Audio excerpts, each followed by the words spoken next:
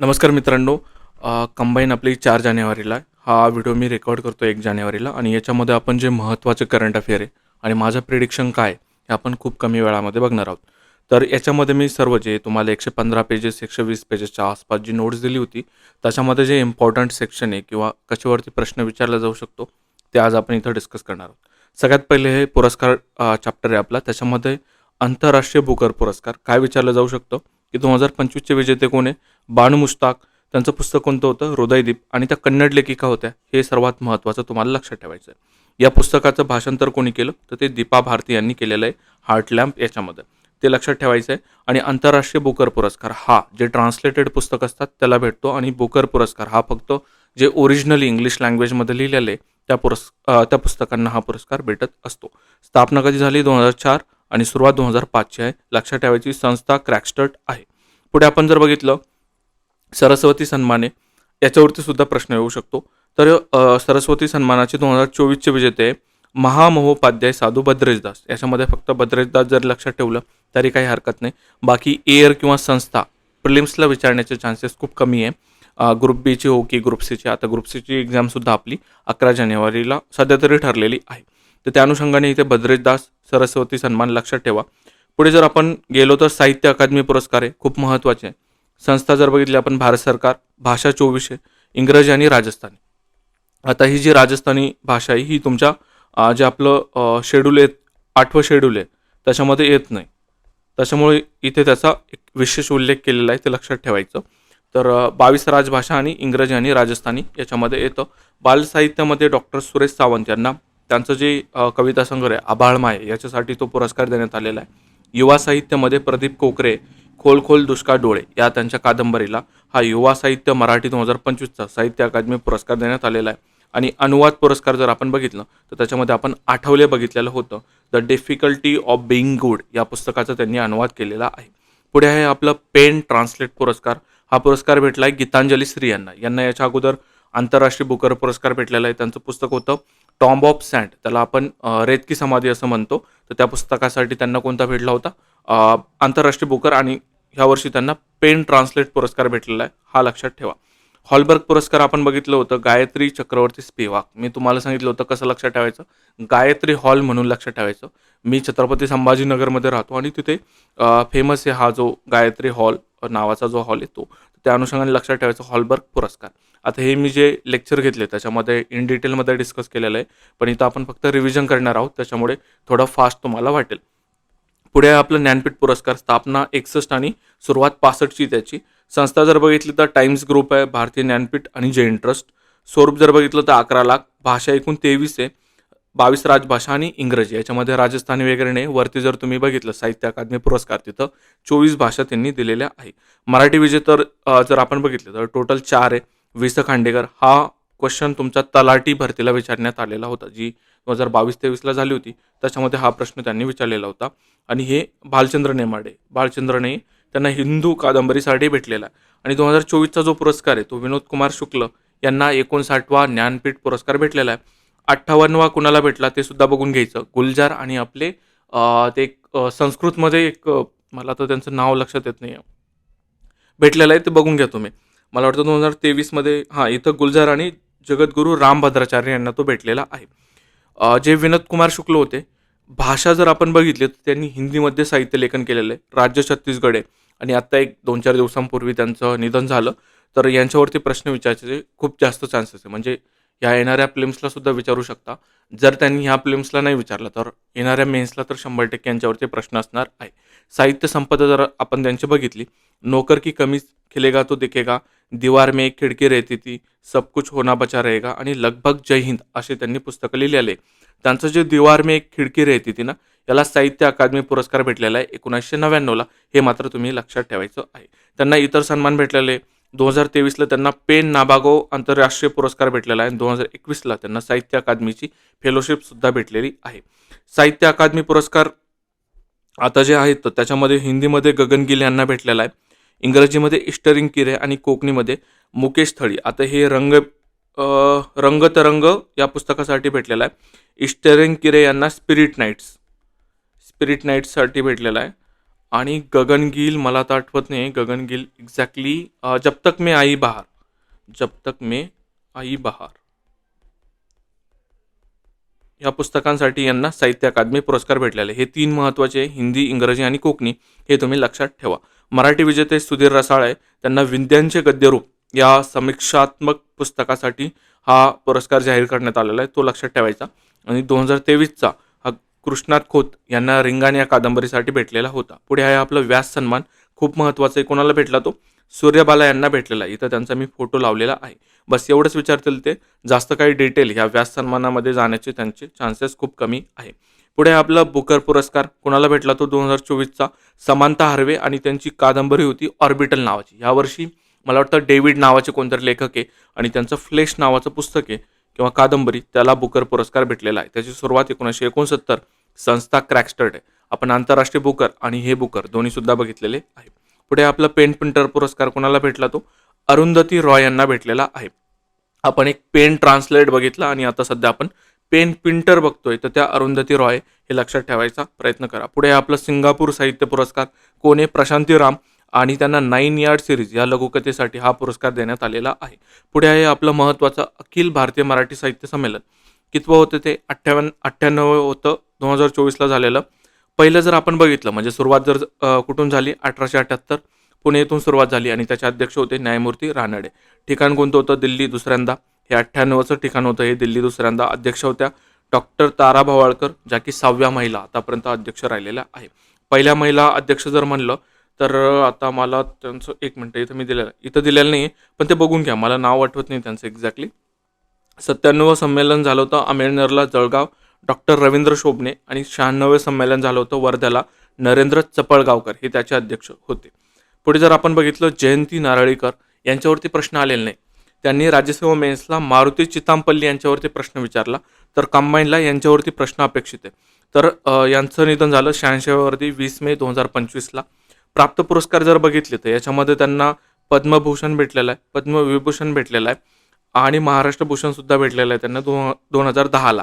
1988ला त्यांनी पुण्यामध्ये आयुकाची स्थापना केली. आता हे आयुका ते विद्यापीठाकडं जर कोणी गेलं असेल तर त्या विद्यापीठाचं जे मागचं गेट आहे सांगवीकडचं, सांगवी गाव आहे तिकडे, तर त्या साईडचं जे गेट आहे तर तिकडे ते आयुका तुम्हाला दिसेल.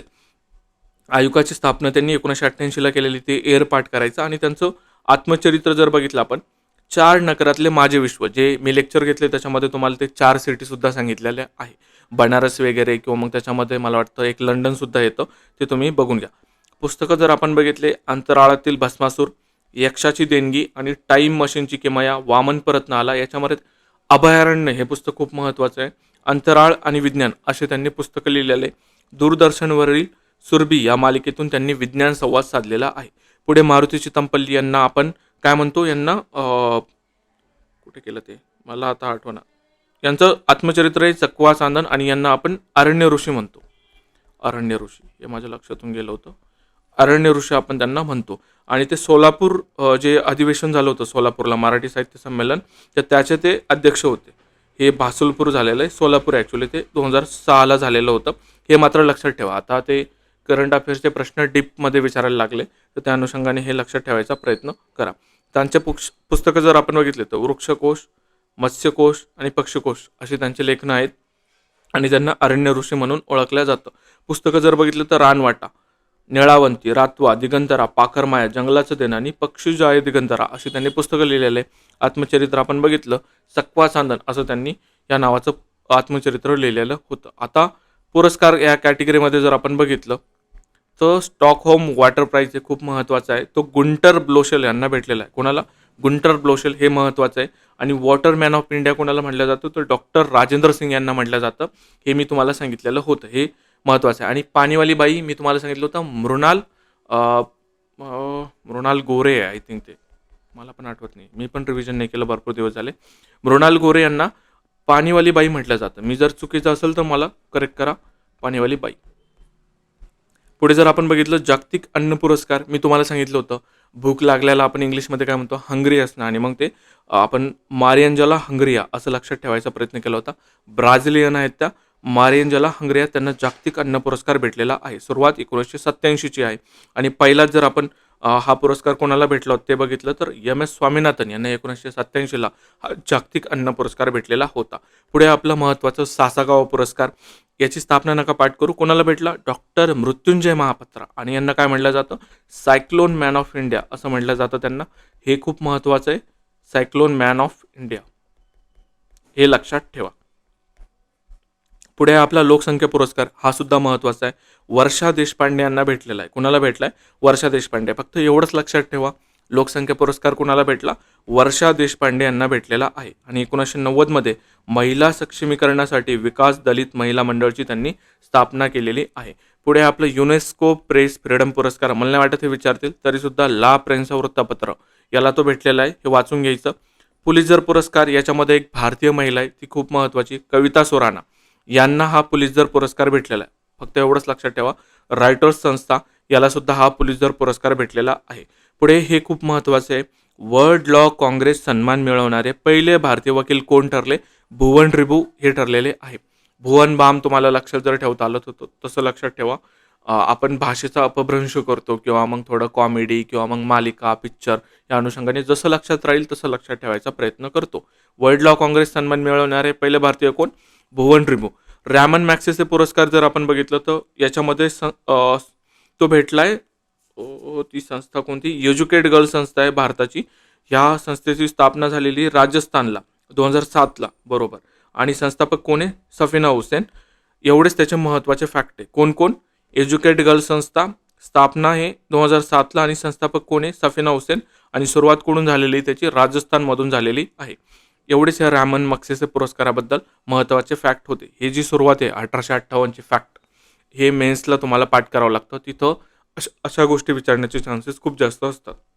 पुढे आपलं time person of the year, तर डोनाल्ड ट्रम्प त्या आपले 2024चे पर्सन ऑफ द इयर होते. पुढे आहे आपलं 2023चं टेलर स्विफ्ट, हे लक्षात ठेवा, अमेरिकन गायिका होती. हे पंतप्रधान नरेंद्र मोदींना प्राप्त झालेले पुरस्कार. याच्यामध्ये श्रीलंकाने मित्र विभूषण नावाचा पुरस्कार दिलेला आहे. हे खूप महत्त्वाचं आहे. आणि मी तुम्हाला सांगितलं होतं अल कबीर लक्षात ठेवा, तो कोणी दिला? कुवेतने दिलेला आहे. चॅम्पियन ऑफ द अर्थ खूप महत्त्वाचं, हा 5 स्टारवाला प्रश्न आहे, म्हणजे खूप जास्त चान्सेस आहे की याचे हा प्रश्न विचारला जाण्याचे. कुणाला भेटलाय तो? डॉक्टर माधव गाडगीळ यांना भेटलाय. संस्था कोणती? UNEP. आणि ज्येष्ठ पर्यावरणशास्त्र पश्चिम घाट समितीचे ते अध्यक्ष होते, हे तुम्हाला माहितीच. आणि देशातील पहिलं निलगिरी बायोस्फिअर रिझर्वचे ते संस्थापक आहे. कधी याची स्थापना झाली होती? 1986ला. राज्यसेवा पूर्व 2025चा हा प्रश्न आहे. पुढे जर आपण बघितलं तर time woman of the year, याच्यामध्ये एकमेव भारतीय महिला आहे पूर्णिमा देवी बर्मन. यांना कोणकोणते पुरस्कार भेटलेले? व्हिटली गोल्ड अवॉर्ड यांना भेटलेला आहे, त्याला आपण ग्रीन ऑस्कर म्हणतो. आणि हा त्यांना पुरस्कार 2024मध्ये प्रदान करण्यात आलेला होता. हॅन्सन वॉन हिंटिंग पुरस्कार कोणाला भेटला? चोकलिंगम यांना भेटलेला आहे. पुढे आपला लॅड हिरो पुरस्कार, हा सिद्धोस साकोरे पुणे यांना भेटलेला आहे. पुढे जर आपण बघितलं फोर्ब्स शक्तिशाली महिला यादी, हे कधीच विचारण्यात आलेलं नाही, त्याच्यामुळे याला मी स्किप करतोय. शॉ पुरस्कार कोणाला भेटलाय? श्रीनिवास कुलकर्णी यांना भेटलेला आहे. मी तुम्हाला याची ट्रिक सुद्धा सांगितली होती. निवास म्हणजे घर, घराचं तुम्ही शो अप करता असं तुम्हाला लक्षात ठेवायचं सांगितलेलं होतं. पुढे आपलं गोल्डमन पर्यावरण पुरस्कार कोणाला भेटलाय? तो आलोक शुक्ला यांना भेटलेला आहे. पुढे महत्त्वाचं लोकमान्य टिळक राष्ट्रीय पुरस्कार, याच्यामध्ये 3 पाठ करायचे. 25चं नितीन गडकरी, 24चे सुधा मूर्ती आणि 23चे नरेंद्र मोदी, हे तिन्ही सुद्धा तुम्हाला पाठ करायचे. 24चं तुम्हाला हे ग्रुप सी मेन्सला त्यांनी विचारलेलं आहे. आयोमो पुरस्कार कोणाला भेटला? अविनाश रावत. मी तुम्हाला याची ट्रिक सांगितली होती, समुद्राचा कधीही विनाश होत नाही, त्या अनुषंगाने लक्षात ठेवायचा प्रयत्न करा. कॅप्टन अविनाश रावत, आयोमो पुरस्कार त्यांना भेटलेला आहे. समुद्रातील अपवादात्मक शौर्यासाठी त्यांना हा पुरस्कार देण्यात आलेला आहे. पुढे आपला इंदिरा गांधी शांतता पुरस्कार. आता ह्या पुरस्काराचं स्वरूप हे राजकीय आहे, म्हणजे मला वाटतं काँग्रेस पार्टीचा खूप मोठा वाटा असतो हे पुरस्कार देण्यामध्ये, त्याच्यामुळे हे विचारले जाण्याचे चान्सेस खूप कमी आहे. तरीसुद्धा आपण बघूयात. हा पुरस्कार भेटला आहे मिशेल बेचलेट यांना आणि चिलीच्या त्या आहेत. चिली हा देश आहे लॅटिन अमेरिकामधला, त्याला आपण साऊथ अमेरिकासुद्धा म्हणतो. Michel Bachelet. महाराष्ट्र भूषण पुरस्कार कोणाला भेटला? खूप महत्त्वाचं आहे, खूप खूप महत्त्वाचं आहे. राम सुतार यांना भेटला आणि आताच रिसेंटली त्यांचं निधनसुद्धा झालेलं आहे. महाराष्ट्र भूषणची स्थापना 1995ला झालेली आणि हा पहिल्यांदा कुणाला देण्यात आलेला होता ती तुम्ही मला सांगायचं आहे. लता मंगेशकर यांना देण्यात आलेला होता की पु ल देशपांडे, हे तुम्ही मला कमेंटमध्ये सांगायचं आहे. आता हे जे राम सुतार आहे त्यांचे महत्त्वाचे फॅक्ट जर बघायचे झाले तर त्यांचा जन्म झाला आहे गोडूर धुळे येथे शिक्षण जे जे स्कूल ऑफ आर्ट आणि स्वरूपे या पुरस्काराचं 25 लाख रुपये आणि स्मृतिचिन्ह. यांचे प्रसिद्ध शिल्प जर आपण बघितले तर संसद भवन आवारातील मौलाना आझाद, इंदिरा गांधी, राजीव गांधी, महात्मा गांधी, जगजीवन राम यांचे पुतळे त्यांनी उभारलेले आहेत. स्टॅच्यू ऑफ युनिटी 182 मीटरचा जो पुतळा आहे तो सुद्धा त्यांनीच बनवलेला आहे. कॅम्पेगौडाचा जो 108 फूट उंचीचा पुतळा आहे तो त्यांनी बनवलेला आहे. त्यांना पद्मश्री आणि पद्मभूषण हे भेटलेले आहे. सर्वोच्च पुरस्कार नाही भेटलेला त्यांना, पद्मविभूषण. हे लक्षात ठेवा, पद्मविभूषण. इथं तुम्हाला आयोग ट्रॅप करू शकतं. आता जे जे छत्रपती संभाजीनगरला आहेत किंवा ज्यांनी ज्यांनी ग्रोची टेस्ट सिरीज सोडवली, जे की छत्रपती संभाजीनगरमधलं एक इन्स्टिट्यूट आहे, त्यांच्या टेस्ट सिरीजमध्ये सेम प्रकारचा प्रश्न विचारण्यात आलेला होता आणि हे मी ऑलरेडी घेतलेलं होतं यूट्यूबवरती लेक्चर. म्हणजे ह्या स्वरूपाचा सुद्धा विचार एक्झामिनर करतो, हे तुम्हाला लक्षात घ्यायचं आहे. पद्मविभूषण पुरस्कार त्यांना भेटलेला नाही आहे. कीर्तिचक्र पुरस्कार 2 जण बघितले होते आपण, मंजित आणि दिलवार. मंजित आणि दिलवार हे नावं तुम्हाला कसे लक्षात ठेवायचे ते मी तुम्हाला मेन लेक्चरमध्ये सांगितलेलं होतं. हे खूप महत्त्वाचं आहे, लक्षात ठेवा. कीर्तिचक्र पुरस्कार मंजित आणि दिलवार यांना भेटलेला आहे. सुभाषचंद्र बोस आपत्ती व्यवस्थापन पुरस्कार आपण बघितलं होतं.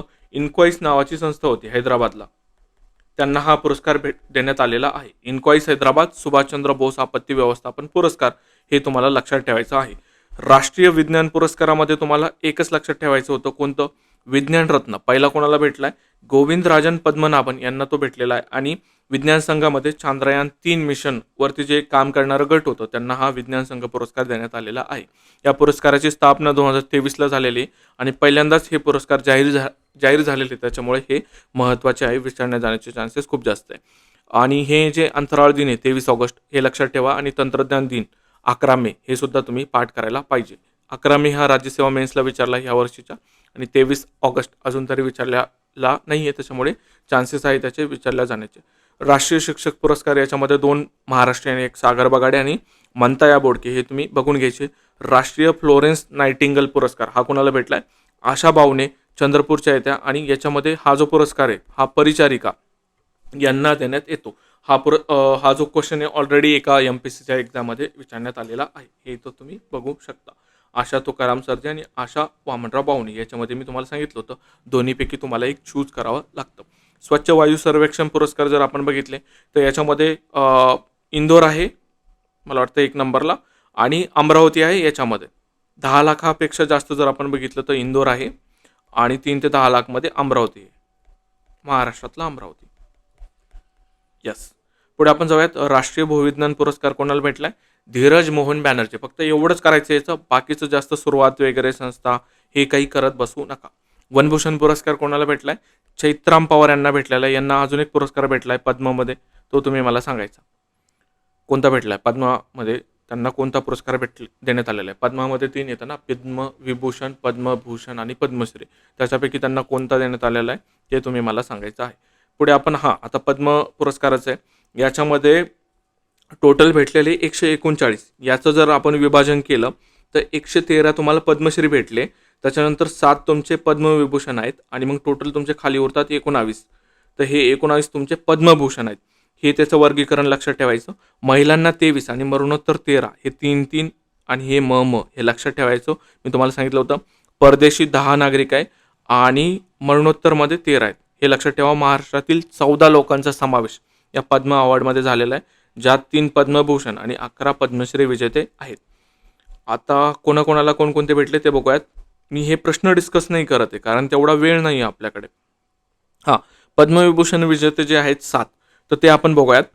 न्यायमूर्ती जगदीश सिंह खेर यांचं क्षेत्र जर आपण बघितलं सार्वजनिक व्यवहार, आणि जर आपण राज्य जर बघितलं तर चंदीगडचे ते आहेत, आणि त्यांना सार्वजनिक व्यवहार या क्षेत्रामध्ये हा पुरस्कार देण्यात आलेला आहे.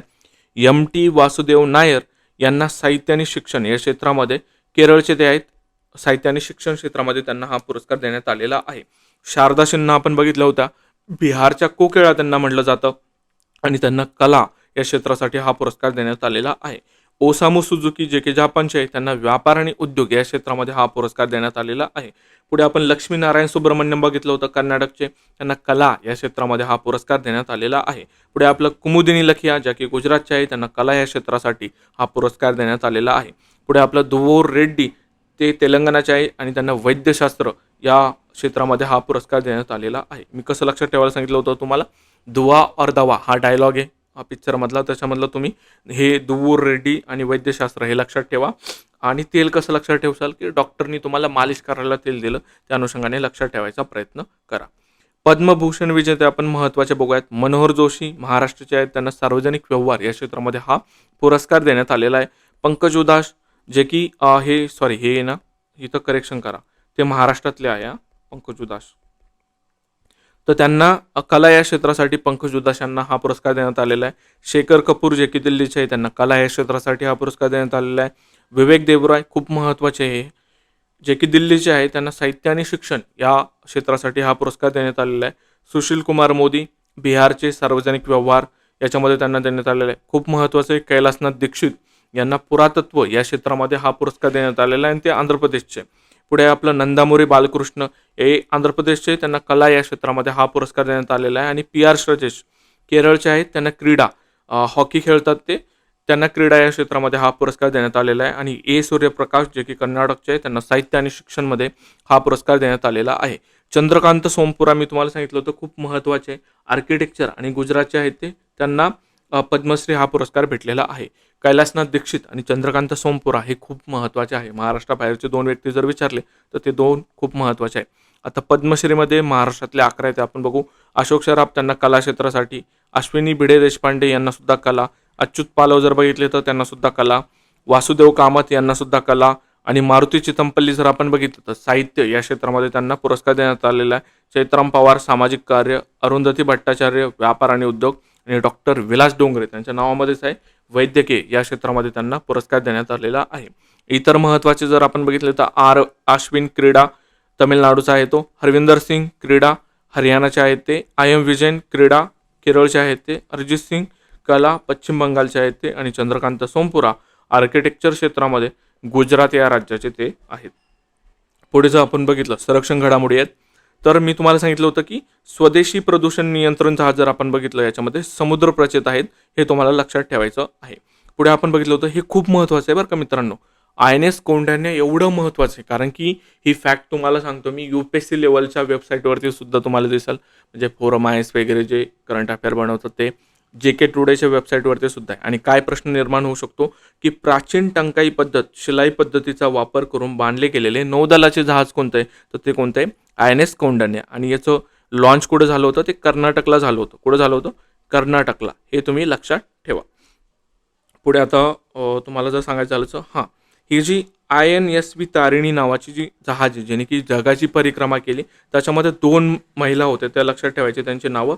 एक आहे दिलना आणि एक रूपा, हे सुद्धा आपण बघितलेलं होतं. आणि त्याचं ब्रीदवाक्य काय होतं, बाउंडलेस सीज करेजियस हर्ट्स, हे त्याचं ब्रीदवाक्य होतं. हेच महत्त्वाचं आहे, बाकी डेट्स वगैरे तुम्ही याच्यामध्ये बघून घ्या. पुढे जर आपण बघितलं एक महत्त्वाची फॅक्ट्स राहिली सांगायची तुम्हाला, याची PDF कुठे भेटेल, तर हे माझं टेलिग्राम चॅनल आहे, त्याच्यावरती मी ती PDF तुम्हाला पिन करून देतो आणि तुम्ही ती समोर ठेवून हे रिवाईज करणं अपेक्षित आहे. पुढे INS तारिणी, हे आपण त्याचे फॅक्ट्स बघितले. हे इग्ला नावाचं जे संरक्षण क्षेपणास्त्र कोणाचं आहे, ते रशियाचं आहे, हे सुद्धा आपण बघितलेलं होतं. हे खूप महत्त्वाचं आहे. कारगिल शौर्य वाटिका कोणत्या राज्यात स्थापन करण्यात आली, राजस्थानमध्ये स्थापन करण्यात आलेली आहे. टायफून ब्लॉक 4 हे कोणत्या देशाचे पहिले हायपरसॉनिक बॅलिस्टिक क्षेपणास्त्र मानले जाते, तर टर्की या देशाचे आहे. ते कोणत्या देशाचं, टर्कीचं आहे. त्याला टर्की हे काही पण म्हणतात, त्या अनुषंगाने लक्षात ठेवा. पुढे आहे आपलं इराणचं पहिलं आंतरराष्ट्रीय क्षेपणास्त्र कोणतं याच्यामध्ये, तर खोर्रमशहर 5 हे इराणचं पहिलं आंतरराष्ट्रीय क्षेपणास्त्र आहे. त्याच्यानंतर संजय प्रणाली खूप महत्त्वाची आहे.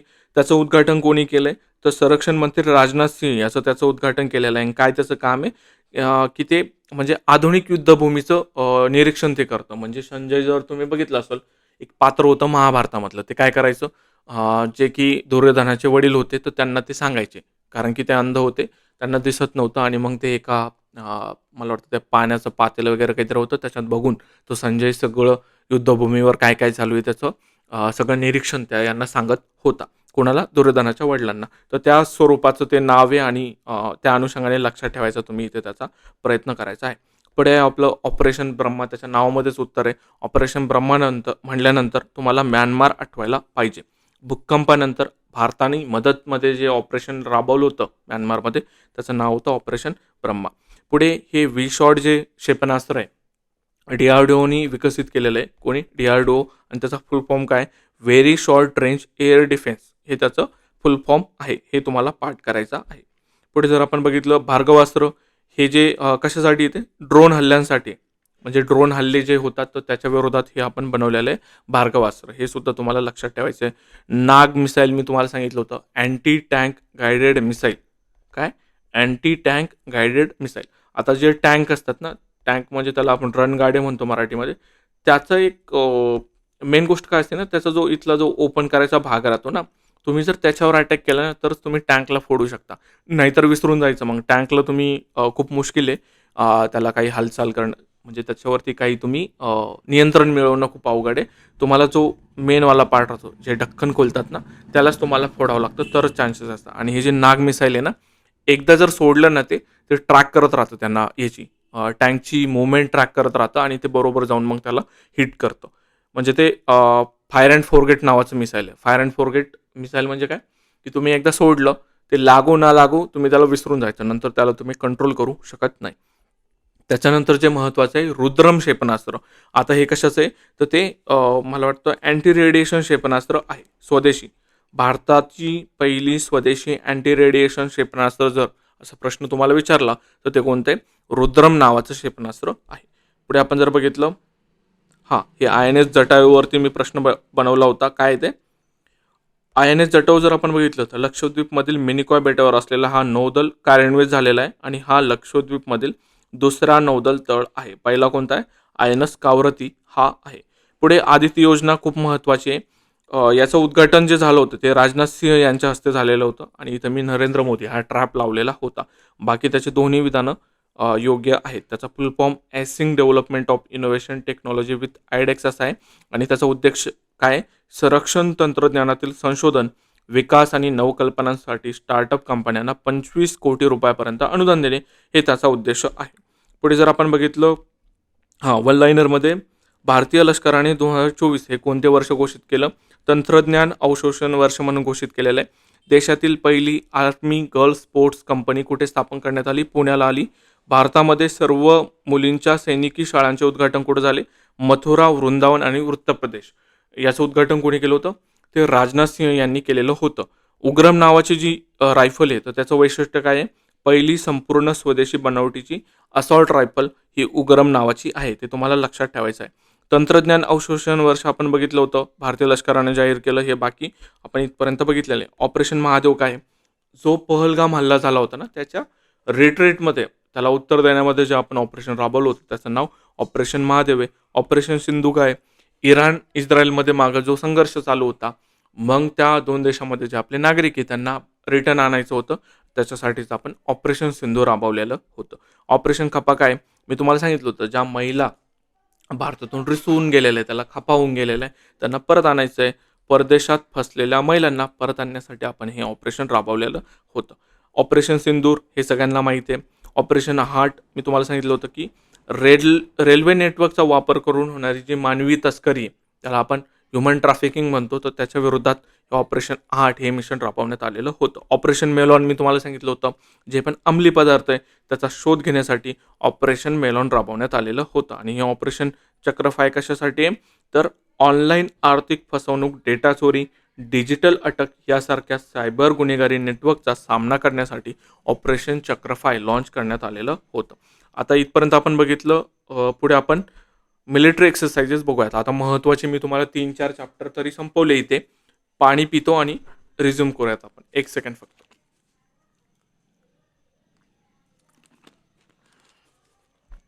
आपण 100 पेजेस डिस्कस करणार आहेत. त्याच्यापैकी 25 पेजेस मी डिस्कस केलेले आहेत. भरपूर जणांना असं वाटेल की खूप पळवतोय, पण दिवसात 2 राहिले आणि त्याच्यामध्ये तुम्ही काय काय करणार ना, फक्त ज्यांनी ऑलरेडी लेक्चर वगैरे बघितले किंवा मग ज्यांनी ऑलरेडी करंट अफेअर चांगले केले त्यांच्यासाठी हे 2-2.5 तासाचं लेक्चर असणार आहे. त्याच्यामध्ये तुम्हाला महत्त्वाच्या गोष्टी एकदा कानाखालून जायच्या. आणि असं होतं भरपूर वेळेस की तुम्ही काही गोष्टी नाही वाचत पुस्तकामध्ये किंवा जे तुम्ही करंट अफेअरचं मॅगझिन वगैरे फॉलो केलं तर याच्यामध्ये त्या गोष्टी कधी कधी कव्हर केल्या जातात आणि एक्झाममध्ये जर आल्या तर तुम्हाला तो 1-2 मार्काचा बूस्ट तिथे भेटत असतो. आता हे आपण मिलिटरी एक्सरसाइज बघूयात.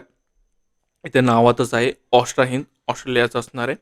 आता हे तुम्हाला लक्षात ठेवायचं आहे, जी आपली संप्रीती नावाची मिलिटरी एक्सरसाइज आहे ती आपण बांगलादेशसोबत केलेली आहे.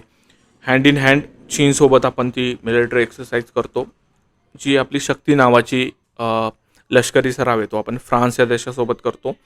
इंडोनेशियासोबत मी तुम्हाला सांगितलं होतं 2 आहे, एक गरुडा शक्ती आणि मित्र शक्ती. कसं लक्षात ठेवायचं? इथं तुम्हाला हे 6 अक्षरं दिसणार आहे आणि याच्यामध्ये 5-5 अक्षरं असं लक्षात ठेवा. कारण फक्त तुम्ही शक्ती किंवा मग मित्र नावाची जर एक्सरसाइज बघितली तर त्या वेगवेगळ्या देशांसोबत आहे. पण तुम्हाला हे कंबाईन नावं जिथं दिसतील तिथं तुम्हाला ते लक्षात घ्यायचं आहे की गरुडा शक्ती आणि मित्रशक्ती जर आलं तर ते आपण इंडोनेशियासोबत तो लष्करी सराव केलेला आहे. हा जो प्रबल दोस्तिक नावाचा जो आपला सराव आहे तो आपण कझाकस्तान या देशासोबत केलेला आहे. खंजर नावाची जो आपला लष्करी सराव आहे तो आपण किर्गिस्तान या देशासोबत केलेला आहे. एकोवेरियन आपण मालदीवसोबत लष्करी सराव करतो. नॉमॅडिक एलिफंट आपण मंगोलियासोबत करतो आणि आयम्बेक्स हा आपण म्यानमारसोबत करतो.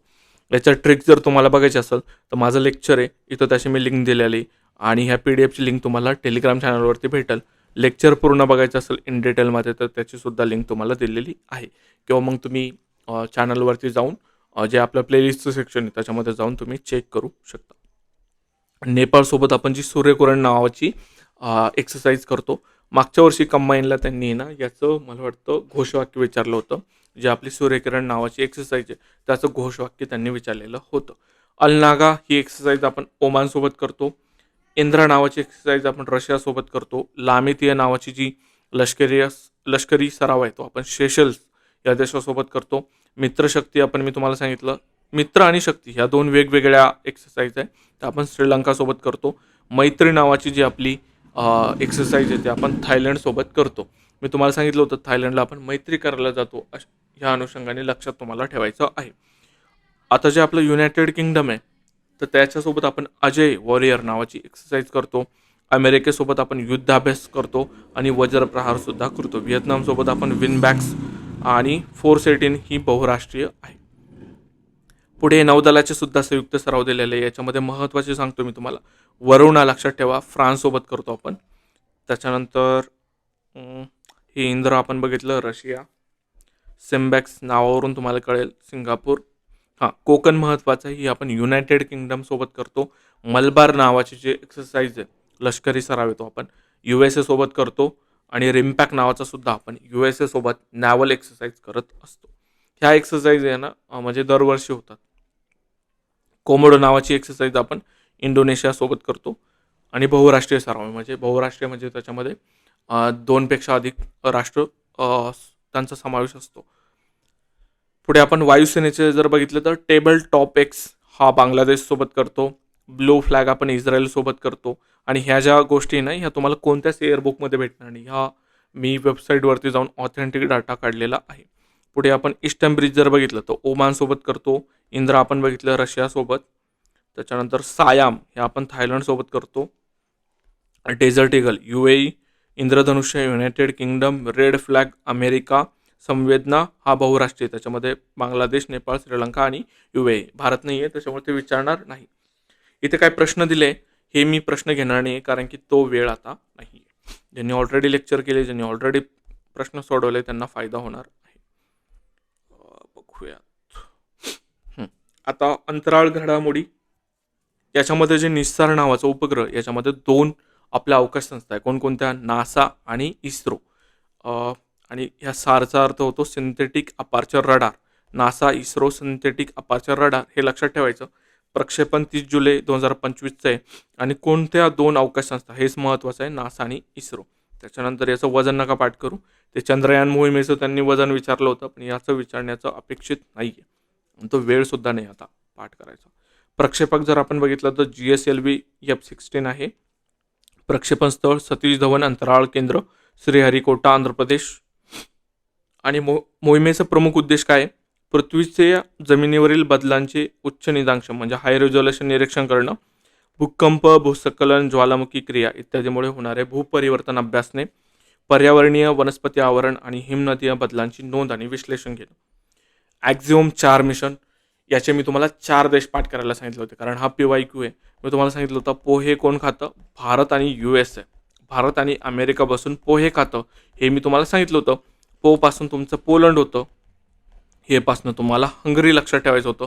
भारत आणि अमेरिका असे हे ॲक्झिओम 4 मधले देश होते. हे तुम्हाला लक्षात ठेवायचं. प्रक्षेपक होतं त्याचं फाल्कन 9, अंतराळयान क्रू ड्रॅगन ग्रेस नावाचं त्याचं अंतराळयान होतं. संस्था कोणकोणत्या होत्या? नासा आणि ॲक्झिओम ॲक्झिओम स्पेस या त्याच्या संस्था होत्या. मोहिमेचं महत्त्व आता ते वाचून घ्या. फॅक्ट सांगतो मी तुम्हाला फक्त. आपल्याकडून कोण गेलं होतं? शुभांशु शुक्ला गेलेले होते भारताकडून. अमेरिकेकडून पेगी विट्सन, पोलंडचे स्लोआज उजान्स्की आणि हंगरीचे टिबोर कापू हे होते. असं लक्षात ठेवा, कापू म्हणजे काय की तुम्हाला भूक लागली आणि तुम्ही एखादं फळ कापताय. हंगरी मी तुम्हाला जे जागतिक अन्न पुरस्कार होता तिथं सुद्धा ते मारियांजाला हंगरिया याच अनुषंगाने लक्षात ठेवायला सांगितलं होतं. इथं सुद्धा तुम्ही असं लक्षात ठेवा की तुमचा आवडता फळ तुम्ही कापताय जेव्हा तुम्हाला भूक लागली आहे, म्हणजे जेव्हा तुम्ही हंगरी आहात. बॅकअप क्रू कोण होते? प्रशांत नायर हे होते. हे मात्र तुम्हाला लक्षात ठेवायचं आहे. पुढे आपलं होप मिशन खूप महत्त्वाचं आहे. त्याचा फुल फॉर्म काय होतो? Himalayan outpost for planetary exploration. त्याच्या नावामध्येच त्याच्या मोहिमेचा उद्देश असतो. आणि ठिकाण कोणतं होतं? So car valley Ladakh. पुढे जर आपण बघितलं गोसॅट GW हा उपग्रह प्रक्षेपण झाला, जापानचा आहे तो. खूप महत्त्वाचा आहे. कशासाठी? त्याचा फुल फॉर्म एकदा बघूयात. Global observing satellite for green house gases and water cycle.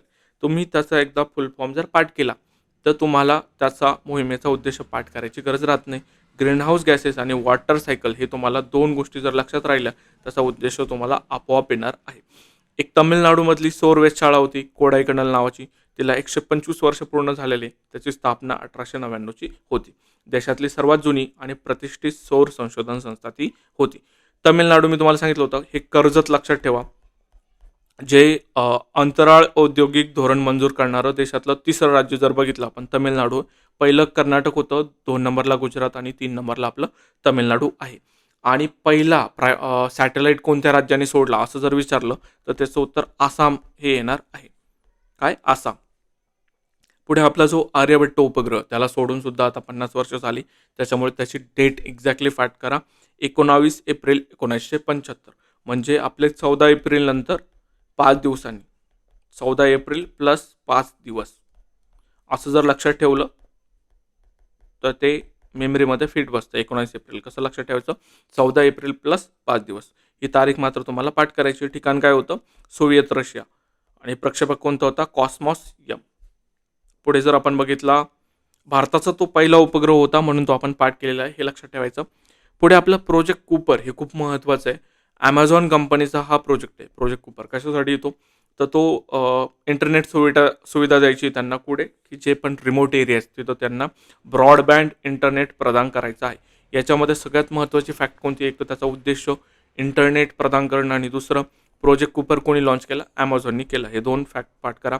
Space याला काय म्हणते? याचा फुल फॉर्म आहे ना स्पेस डेक्स असा आहे. स्पेस डेक्स. तर विचारू शकता की हे मिशन कोणाचं आहे? तर ते इस्रोचं आहे. सगळ्यात महत्त्वाचे पहिले फॅक्ट. त्याचा प्रक्षेपक आहे PSLV C60. ठिकाण श्रीहरिकोटा आंध्र प्रदेश. इथून त्याचं लॉन्च झालेलं आहे. स्पेस डॉकिंग म्हणतो आपण त्याला. म्हणजे अवकाशामध्ये ना 2 उपग्रहांचं ते डॉकिंग करतात. त्याला स्पेस डॉकिंग म्हणतो. त्या संदर्भात आहे ते. महत्त्वाचं आहे, विचारल्या जाण्याचे चान्सेस आहे. मिशन गगनयान याच्यामध्ये मी तुम्हाला सांगितलं होतं की कोणत्या देशाने आपल्याला काय सहकार्य केलं हे खूप महत्त्वाचं आहे आणि तेच याच्यामध्ये आपल्याला पाठ करायचं. दुसरा एक फॅक्ट आहे सखी ॲप्लिकेशन. याचा फुल फॉर्म मी तुम्हाला पाठ करायला सांगितलेला होता. आपले जे मेन लेक्चर झालं त्याच्यामध्ये. आता आपण बघूयात की गगनयान मिशनमध्ये आपल्याला कोणकोणत्या देशांनी कशा संदर्भात हेल्प केलेली. मी तुम्हाला सांगितलं होतं की कुरकुर कोण करतं? म्हणजे क्रूक्रू. एक मिनटं. हां, हे क्रूक्रू मॉडेल रिकव्हरीमध्ये सहकार्य आपल्याला कोण करणार आहे? ऑस्ट्रेलिया करणार आहे. याची ट्रिकसुद्धा मी तुम्हाला सांगितलेली होती. वैद्यकीयमध्ये आपल्याला सहकार्य फ्रान्स करणार आहे आणि अंतराळवीर प्रशिक्षण सहकार्यामध्ये रशिया.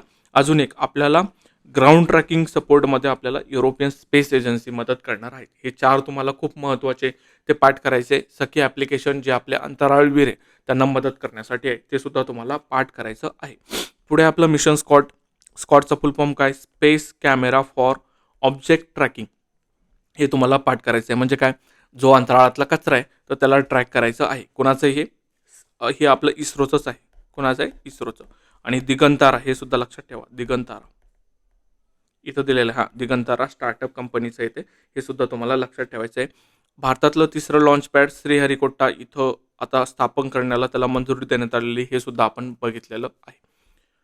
आत्ता मी हे व्हिडिओ लेक्चर रेकॉर्ड करण्याच्या अगोदर ना मित्राकडे गेलो होतो हे डिस्कस करायला आणि 2 तासामध्ये मी संपूर्ण करंट अफेअर डिस्कस केलेलं होतं आणि मी त्याला फक्त विचारत होतो. फक्त मी त्याला सांगायचो, की पूर्व भारतातील पहिली खगोलशास्त्रीय वेधशाळा कुठे आहे? आणि तिकून म्हणजे माझं मी संपायच्या अगोदर तिकून त्याचं उत्तर येत होतं. ह्या लेव्हलला तुम्ही करंट अफेअर जर केलं असेल, तर मग एक आत्मविश्वास राहतो आणि प्रश्न सोडवण्याची टेक्निकसुद्धा मग तुम्ही त्याच्यामध्ये अप्लाय करू शकता. याच्यामध्ये तुमची ॲक्युरसीसुद्धा वाढते आणि सगळ्याच गोष्टी म्हणजे त्या लेव्हलला तुम्ही करायला पाहिजे, जिथं तुमचा प्रश्न संपत नाही, तरीसुद्धा तुमचं उत्तर तुमच्या तोंडातनं, तुमच्या माइंडमधनं येतंय. ह्या लेव्हलचं प्रिपरेशन तुम्ही करायला पाहिजे. पुढचं आहे आपलं हे NGLVचा फुल फॉर्म पार्ट मी तुम्हाला करायला सांगितला होता. Next generation launch vehicle. खूप महत्त्वाचं आहे, लक्षात ठेवा. पुढे आपलं पूर्व भारतातील पहिली खगोलशास्त्रीय वेधशाळा पुरुलिया आणि पश्चिम बंगाल. मी तुम्हाला सांगितलं होतं सगळं पच आहे त्याचं. प, प, प, प. पुढे आपला तुर्कीचा पहिला अंतराळवीर आपण बघितला होता अल्पर गेझेरावसी. त्याच्यानंतर बघितला होता अंतराळात सर्वाधिक वेळ घालवण्याचा विक्रम ओलेग कोनेन्को. हे जॉन मॅकफॉल बघितला होता. पहिला असा अपंग व्यक्ती जो की अंतराळात गेला आणि तो UKचा आहे. याची ट्रिकसुद्धा मी तुम्हाला सांगितली होती. फॉल म्हणजे तो पडला आणि मग अपंग झाला, फ्रॅक्चर वगैरे झालं आणि मग तो आता अंतराळवीर आहे. पुष्पक हे सुद्धा मी तुम्हाला सांगितलं होतं रियुजेबल लॉन्च व्हेइकल आहे. कोणाचं? आपलं आहे, भारताचं आहे आणि त्याची तिसरी यशस्वी लॉन्डिंग झालेली. हे तिसरी होती का चौथी होती हे पाठ नका करू. पण ते कशासाठी आहे पुष्पक? पुष्पक विमान मला वाटतं रामायणामध्ये होते, जे की रावण वापरायचा पुष्पक विमान. रियुजेबल लॉन्च व्हेइकल हे तुम्ही लक्षात ठेवायचं. आपलं इथे इस्रोचं. बाकीचे जर रियुजेबल लॉन्च व्हेइकल जर आपण बघितलं तर फाल्कन 9 आहे स्पेसएक्स अमेरिकेचं, न्यू शेपर्ड आहे ब्लू ओरिजिन कंपनीचं अमेरिकेचं. पुढे जर आपण बघितलं रुमी 1 रॉकेट आहे. 1 सेकंड. रुमी 1 रॉकेट आहे. काय ते? भारतातील पहिला हायब्रिड रॉकेट आहे जे की पुन्हा वापरता येण्याजोगं आहे. म्हणजे हे सुद्धा रियुजेबल लॉन्च व्हेइकल आहे. पुढे आपण बघितलं सूर्या रॉकेट निर्मिती. NGLVचा फुल फॉर्म बघितला next generation launch vehicle. Surya rocket निर्मिती हे तुम्हाला लक्षात ठेवायचं आणि सूर्य हे भारतातील सर्वात शक्तिशाली रॉकेट असेल आणि काय ते हां बस याचं फुल फॉर्म एक लक्षात ठेवा आणि सूर्या रॉकेट निर्मिती. ठीक आहे. पुढे आपण आर्टेमिस करार मी तुम्हाला सांगितलं होतं कशा संदर्भात आहे, जे पण स्पेसच्या गोष्टी, तर त्याच्यामध्ये कशा कशा गोष्टी वर्क होतील अंतराळामध्ये स्पेसमध्ये, त्या संदर्भात हा आर्टेमिस करार आहे. आता त्याचा नवीन सदस्य कोण आहे ना ते नका पाठ करू. हे मला नाही अपेक्षित नाही म्हणजे हे विचारणं, कारण की भारताचा संदर्भ नाही त्याच्यामध्ये, तर हे कंबाईनला तरी विचारणं अपेक्षित नाही आहे. कंबाईनला किंवा मग सरळ सेवेच्या एक्झामला सुद्धा. गगनयान मोहिमेचे अंतराळवीर जाहीर करण्यात आले. 4 जण येते. कोणकोणते? एक आहे आपले प्रशांत बालकृष्ण नायर. त्याच्यानंतर आहे आपले अजित कृष्ण तामिळनाडूचे आहेत ते. त्याच्यानंतर आहे अंगद प्रताप प्रयागराजचे उत्तर प्रदेश आणि शुभांशु शुक्ला उत्तर प्रदेशचे.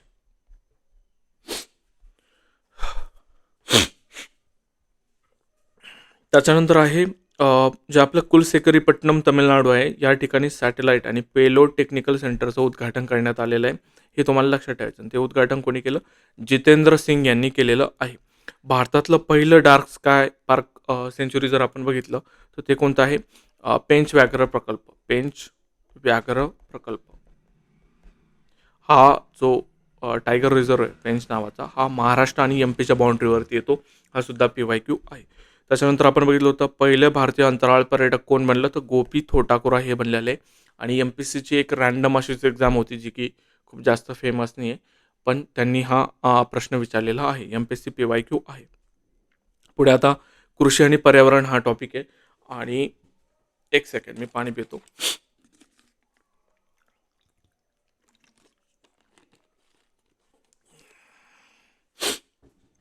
हां, ऑपरेशन फाल्कन कोणी राबवलं? आसाम सरकारने राबवलं. कशासाठी? एक शिंगी गेंड्यांची शिकार थांबवण्यासाठी हे आसाम सरकारनं ऑपरेशन राबवण्यात आलेलं आहे. मुंबई दिल्ली एक्सप्रेसवरती मी तुम्हाला सांगितलं होतं की काय आहे तो देशातला पहिला समर्पित वन्यजीव कॉरिडॉर हा मुंबई दिल्ली एक्सप्रेसवरती बांधणार आहे. आणि हा मार्ग रणथंबोर व्याघ्र प्रकल्पाच्या बफर झोनमधून जातो. हा कुठे? रणथंबोर टायगर रिझर्व, ते तुम्ही मला सांगायचं आहे. पुढे आपला अण्णामलाई व्याघ्र प्रकल्प हा तमिळनाडूतील प्रकल्प आहे. हा जो टायगर रिझर्व आहे हा तमिळनाडूमध्ये आहे आणि तो हॉर्नबिल पक्ष्याच्या संवर्धनासाठी भारतातील पहिलं उत्कृष्टता केंद्र स्थापन करण्यात आलेलं आहे. पुढे आपलं गजमित्र योजना कोणाची ती आसाम सरकारची. हत्ती आणि मानव संघर्ष जो होतो तो रोखण्यासाठी ही योजना लॉन्च करण्यात आलेली आहे. पुढे आपलं अरालम वन्यजीव अभयारण्य कशासाठी येते, केरळमधलं हे जे अभयारण्य आहे ते फुलपाखरू अभयारण्य म्हणून घोषित करण्यात आलेलं आहे आणि देशातलं पहिलं फुलपाखरू अभयारण्य जर म्हणलं तर अरालम वन्यजीव अभयारण्य आहे. याला इंटरनॅशनल बिग कॅट अलायन्स म्हणतो आपण. त्याची पहिली सभा ही भारतातील नवी दिल्ली त्याला भारत मंडपम इथं ती झालेली आहे आणि त्याचे पहिले अध्यक्ष कोण होते, भूपेंद्र यादव हे होते. पुढे आपलं पवन ऊर्जा निर्मिती याच्यामध्ये 1 नंबरला कर्नाटक आहे, 2 नंबरला तमिळनाडू आणि 3 नंबरला गुजरात आहे. हे तुम्हाला लक्षात ठेवायचं. कर्नाटक 1 नंबरचं मात्र लक्षात ठेवा. सौर ऊर्जेचा वापर करून संपूर्ण वीज मागणी करणारा भारतातील पहिला जिल्हा कोणता आहे, तो दिवा आहे. याला आपण काय म्हटलं होतं, दिवा. मला वाटतं सौर ऊर्जेवरती चालणारा दिवा असा आपण त्याला लक्षात ठेवायचा प्रयत्न केलेला होता. या स्वरूपाचा प्रश्न तुम्हाला ते विचारू शकता. हा इंटरनॅशनल सोलार अलायन्स जे आहे तर त्याचा 123वा सदस्य अंगोला बनलेला आहे आणि इमिथेनॉल प्रकल्प सुरू करणारा डेन्मार्क पहिला देश ठरलेला आहे. डेन्मार्क आपण अजून एका ठिकाणी बघितला होता, पशुधन कार्बन कर त्याच्यामध्ये आपण डेन्मार्क बघितलेला होता आणि इमिथेनॉल प्रकल्प सुरू करणारा सुद्धा डेन्मार्क हा होता आणि हे दोन्ही फॅक्ट आपण सोबत केलेले होते. भारतातलं पहिलं ई कचरा इको पार्क आपण बघितलं होतं, दिल्लीला येते आणि बिबट्याची राजधानी आपण बघितली होती बेंगळुरू. मी तुम्हाला सांगितलं होतं काही काही एअर बुकमध्ये त्यांनी बिबट्याची राजधानी न देता हिमबिबट्याची राजधानी दिलेली आहे. बिबट्याचं जर पॉप्युलेशन तुम्ही बघितलं हायस्ट, याचा सर्वे झाला होता. MP पासून खाली यायचं महाराष्ट्राला, महाराष्ट्राहून खाली जायचं कर्नाटकला आणि कर्नाटकहून खाली जायचं तमिळनाडूला. हे त्याचं 1 नंबरला MP मध्ये पॉप्युलेशन आहे, 2 नंबरला महाराष्ट्रात, 3 नंबरला कर्नाटक आणि 4 नंबरला तमिळनाडूमध्ये त्यांची संख्या आहे. भारत अंदाज प्रणाली आपण बघितली होती. याच्यामध्ये महत्त्वाचं काय, त्याची निर्मिती IITM पुणे आणि IMD यांनी केलेली आहे. म्हणजे काय, ते हवामानाचा अंदाज देणार आहे. पुढे आपण जर बघितलं किचन आणि मेणार हे रामसार स्थळ आहे. याच्यामध्ये 2 फेब्रुवारी आपल्याला लक्षात ठेवायचं. 1971 लक्षात ठेवायचं. त्याची मला वाटतं अंमलबजावणी झाली होती 1975ला. तमिळनाडूमध्ये सर्वाधिक रामसार स्थळ आहे आणि 2 नंबरला उत्तर प्रदेश. जगामध्ये जर तुम्ही सगळ्यात जास्त रामसार स्थळ जर बघितले ते वाटतं मला UKला आहेत. हां, हे बघा इथं ग्रेट ब्रिटन आहे. त्याच्यानंतर हां, आता याच्यामध्ये ना टोटल किती रामसार स्थळ आहे हे कंटिन्युअसली बदलत राहतं. त्याच्यामुळं असा प्रश्न विचारणं अपेक्षित नाही आहे की भारतामध्ये सध्या स्थितीला किती रामसार स्थळ आहे. पण ते विचारू शकता, जोड्या लावायला तुम्हाला देऊ शकता की किचन आणि मेनार ही जे रामसार स्थळ आहे ही कोणत्या राज्यातली, तर ती राजस्थानमधली. हे तुम्हाला लक्षात ठेवायचं आहे. बाकीचे सुद्धा जे लेटेस्टवाले ॲड झाले त्याचे राज्य वगैरे बघून घ्यायचे, नंबरसुद्धा बघायचा. बाकी भारतीय किनारपट्टीची जी सुधारित लांबी याच्यामध्ये एक चेंज झाला होता. मी तुम्हाला सांगितलं होतं जी पहिल्यांदा होती त्याच्यामध्ये गुजरात 1 नंबरला होता, नंतर आंध्र प्रदेश येत होता, नंतर तामिळनाडू येत होता, नंतर केरळ आणि महाराष्ट्र 5 नंबरला होता. पण आता सुधारितमध्ये अंदमान आणि निकोबार 1 नंबरला गेला आणि महाराष्ट्र हा 5व्या क्रमांकावर आहे, जो की सुरुवातीला सुद्धा 5व्याच क्रमांकावर होता. 1 नंबरचं तुम्हाला पाठ करायचं अंदमान निकोबार. पुढे आपलं 12 किल्ल्यांचा युनेस्कोच्या वारसा यादीत समावेश केला. 47व्या बैठकीमध्ये केला. हे खूप महत्त्वाचा आकडा आहे, हे लक्षात ठेवा 47वी. कारण जी 46वी बैठक आहे ना ही झाली होती भारतामध्ये. भारतात कुठं, ऑब्व्हियसली ती दिल्लीला झालेली होती आणि ही 47व्या बैठकीमध्ये जी की पॅरिस फ्रान्स इथं झाली होती त्याच्यामध्ये त्यांनी 12 किल्ल्याचा समावेश युनेस्कोच्या वारसा यादीत केला. याच्यामध्ये 11+1 आपल्याला लक्षात ठेवायचं आहे. 11 किल्ले महाराष्ट्रात आहे आणि 1 तुमचा तमिळनाडूमध्ये आहे आणि भारतीय यादीत आता 6व्या स्थानावर. सगळ्यात जास्त जे आपले वर्ल्ड हेरिटेज साईट्स आहेत ते इटली या देशात आहे जगामध्ये. जर आपण बघितलं तर हे बघा इटली. पुढे आपण जर बघितलं, हां, महाराष्ट्रात कोणकोणते वर्ल्ड हेरिटेज साईट आहे, अजिंठा लेणी आहे, वेरूळ, एलिफंटा, त्याला घारापुरी आणि अजून एक काहीतरी नाव आहे त्याला. त्याच्यानंतर जे आपलं छत्रपती शिवाजी महाराज टर्मिनस आहे ते एक. त्याच्यानंतर मुंबईतील इमारती ह्या कशासाठी आहे, इंडो गोथिक आर्किटेक्चर येते, म्हणजे खूप युनिक येते. 43वं वारसा स्थळ कोणतं होतं, चराई देव मोईदम आसाम हे होतं आणि 42वं होयसाळा मंदिर कर्नाटका हे होतं. UPSC PYQ आहे ते. हां, ही इंटरनॅशनल बिग कॅट अलायन्सची अंमलबजावणी आपण बघितली. कुठं झालं ते नवी दिल्लीला. बाकी काही जास्त महत्त्वाचं नाही आहे. हे नदी डॉल्फिन सर्वेक्षण याच्यामध्ये राष्ट्रीय डॉल्फिन दिवस आहे 5 ऑक्टोबरचा आहे. एवढा लक्षात ठेवा आणि प्रोजेक्ट डॉल्फिन 2020चं आहे आणि मगर प्रकल्प कधीचा आहे ते सुद्धा तुम्ही मला सांगायचं आहे. मगर प्रकल्प 1974 की 1975 ते तुम्ही मला सांगायचं आहे. बाल्ड ईगल अमेरिकेचा अधिकृत राष्ट्रीय पक्षी म्हणून त्याची घोषणा करण्यात आलेली आहे. पुढे आपला हिमबिबट्या. असा कोणता देश आहे की त्याने हिमबिबट्याला त्याचा राष्ट्रीय प्राणी म्हणून घोषित केलं, तर तो किर्गिस्तान आहे. हे आपण बघितलेलं होतं. 18वा भारत वनस्थिती अहवाल आपण बघितला होता. याच्यामध्ये महत्त्वाचे फॅक्ट सांगतो मी तुम्हाला. सगळ्यात जास्त एरिया जर विचारला तुम्हाला एरिया, तर तो आहे MP. आणि याच्यामध्ये मी तुम्हाला 2 कन्सेप्ट क्लिअर केल्या होत्या. एक असतं आपलं फॉरेस्ट एरिया आणि दुसरा असतो आपला ट्री एरिया.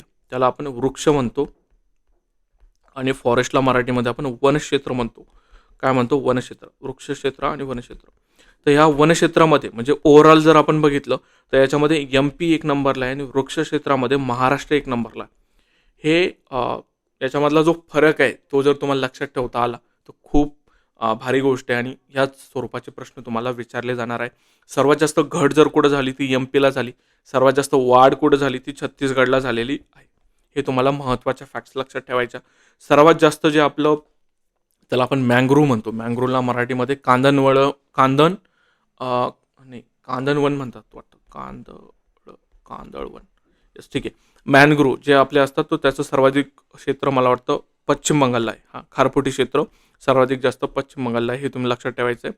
सर्वाधिक वनक्षेत्र आपण बघितलं मध्य प्रदेशला आणि सर्वाधिक जास्त पर्सेंटेजमध्ये जर तुम्हाला विचारलं पर्सेंटेज, तर त्याला 1 नंबरला तुमचं लक्षद्वीप येणार आहे आणि 2 नंबरला तुमचं मिझोरम.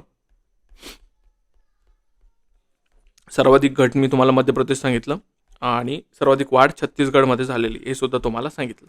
एवढेच त्याचे महत्त्वाचे फॅक्ट होते. एवढेच करून जा. बाकी हां, टक्केवारी मी तुम्हाला सांगितली होती. एक सेकंड, याच्यामध्ये टक्केवारी आहे का? हां, टोटल जर भारताचा भौगोलिक क्षेत्राचा विचार केला तर 25.17% क्षेत्र आहे आणि आपल्या जेवढ्या पण फॉरेस्ट पॉलिसी ना त्याच्यामध्ये 33%चं लक्ष आपण ठेवलेलं आहे. किती लक्ष आपण ठेवलेलं आहे? 33%चं. आणि आपलं सध्याचं किती? 25% आणि याच्यामध्ये सुद्धा जर तुम्ही फक्त वनक्षेत्र जर बघितलं तर ते 21.76 आहे. मग त्याच्यावरून तुम्हाला कळेल की वृक्षक्षेत्र हे तुमचं याच्यातून मायनस करेल. मायनस जर केलं तर तुमचं वृक्षक्षेत्र येतं. हा आकडा मात्र तुम्ही पाठ करा. 25%वाला खूप महत्त्वाचा आहे तो आणि तो 33%वाला तुम्हाला लक्षात ठेवायचा. हां, आता त्याच्यानंतर जर महत्त्वाचं काय तर ब्ल्यू फ्लॅग सर्टिफिकेशन. डेन्मार्कचं आहे वाटतं ते. डेन्मार्कची एक ऑर्गनायझेशन आहे ते ब्ल्यू फ्लॅग सर्टिफिकेशन देतं. म्हणजे जर तुमचे बीचेस किती स्वच्छ आहे त्याच्यावरून ते सर्टिफिकेशन देतं. तर कप्पड आणि चाल नावाचे 2 बीचेस आहे. कुठे आहे ते? केरळचे आहेत ते. त्यांना हे ब्ल्यू फ्लॅग सर्टिफिकेशन भेटलेलं आहे. सध्या महाराष्ट्रामधले सुद्धा 5 असे आहेत बीचेस की त्यांना ते भेटलेलं आहे. कोणते? श्रीवर्धन आहे, नागाव आहे, परनाका, गुहागर आणि लाडगर ह्या 5 बीचेसला महाराष्ट्रामधल्या आत्ता रिसेंटली त्यांना ब्ल्यू फ्लॅग सर्टिफिकेशन भेटलेलं आहे. काही एअरबुकमध्ये हे नाही आहे, ते तुम्हाला ॲड करून घ्यायचं आहे. वेटलँड सिटी जर आपण बघितलं तर इंदोर आणि उदयपूर आहे आणि याच्यामध्ये जर तुम्ही बघितलं तर सरोवरांची राजधानी किंवा सरोवरांचं शहर जर विचारलं तर ते उदयपूर येतं. हे तुम्हाला लक्षात ठेवायचं आहे. UNCCD त्याला आपण D फॉर डिझर्टिफिकेशन म्हणजे जी पण तुमची वाळवंटाची परिषद झाली होती कुठं झाली होती? रियाद सौदी अरेबियाला झाली होती. हे तुम्हाला मी लक्षात ठेवायला सांगितलं होतं. COP29 परिषद ही आत्ता आपली नोव्हेंबरमध्ये झाली. कुठं झाली ती? बाकू अझरबैजानला झाली. थीम काय होती? हिरव्या जगासाठी एकता. हे तुम्हाला लक्षात ठेवायचं आहे. अजून एक लक्षात ठेवा, कॉपचं जी 15वी आपली झाली होती, आय गेस 15वी की 21वी मला लक्षात येत नाही, पण जी आपली पॅरिसला जी हे झाली होती ना, पॅरिस फ्रान्सला कॉप झाली होती. मला वाटतं ती कोणतरी मला सांगा ते कितवी आहे. 1 मिनिट मी सर्च करतो.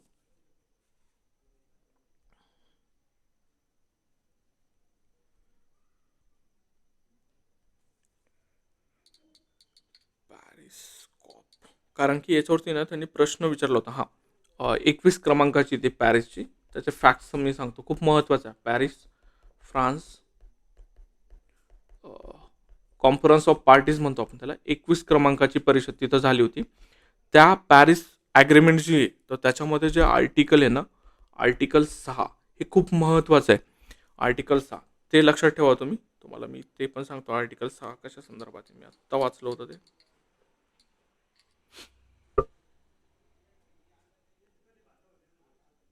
हां, याच्यामध्ये जे आर्टिकल 6 मध्ये ना तुमचे त्याला आपण म्हणतो नॅशनली डिटरमाइंड कॉन्ट्रिब्युशन आहे. म्हणजे तुम्ही किती उत्सर्जन कराल ना, हे या आर्टिकल 6 मध्ये सांगितलेलं आहे. खूप महत्त्वाचं आहे हे. मला वाटतं ह्या वर्षी जरी नाही विचारलं ना, कधी-कधी हा प्रश्न विचारला जाणार आहे. यू-पी-एस-सीला तर त्यांनी विचारलं ह्या लेव्हलला प्रश्न. तर हे खूप महत्त्वाचं आहे.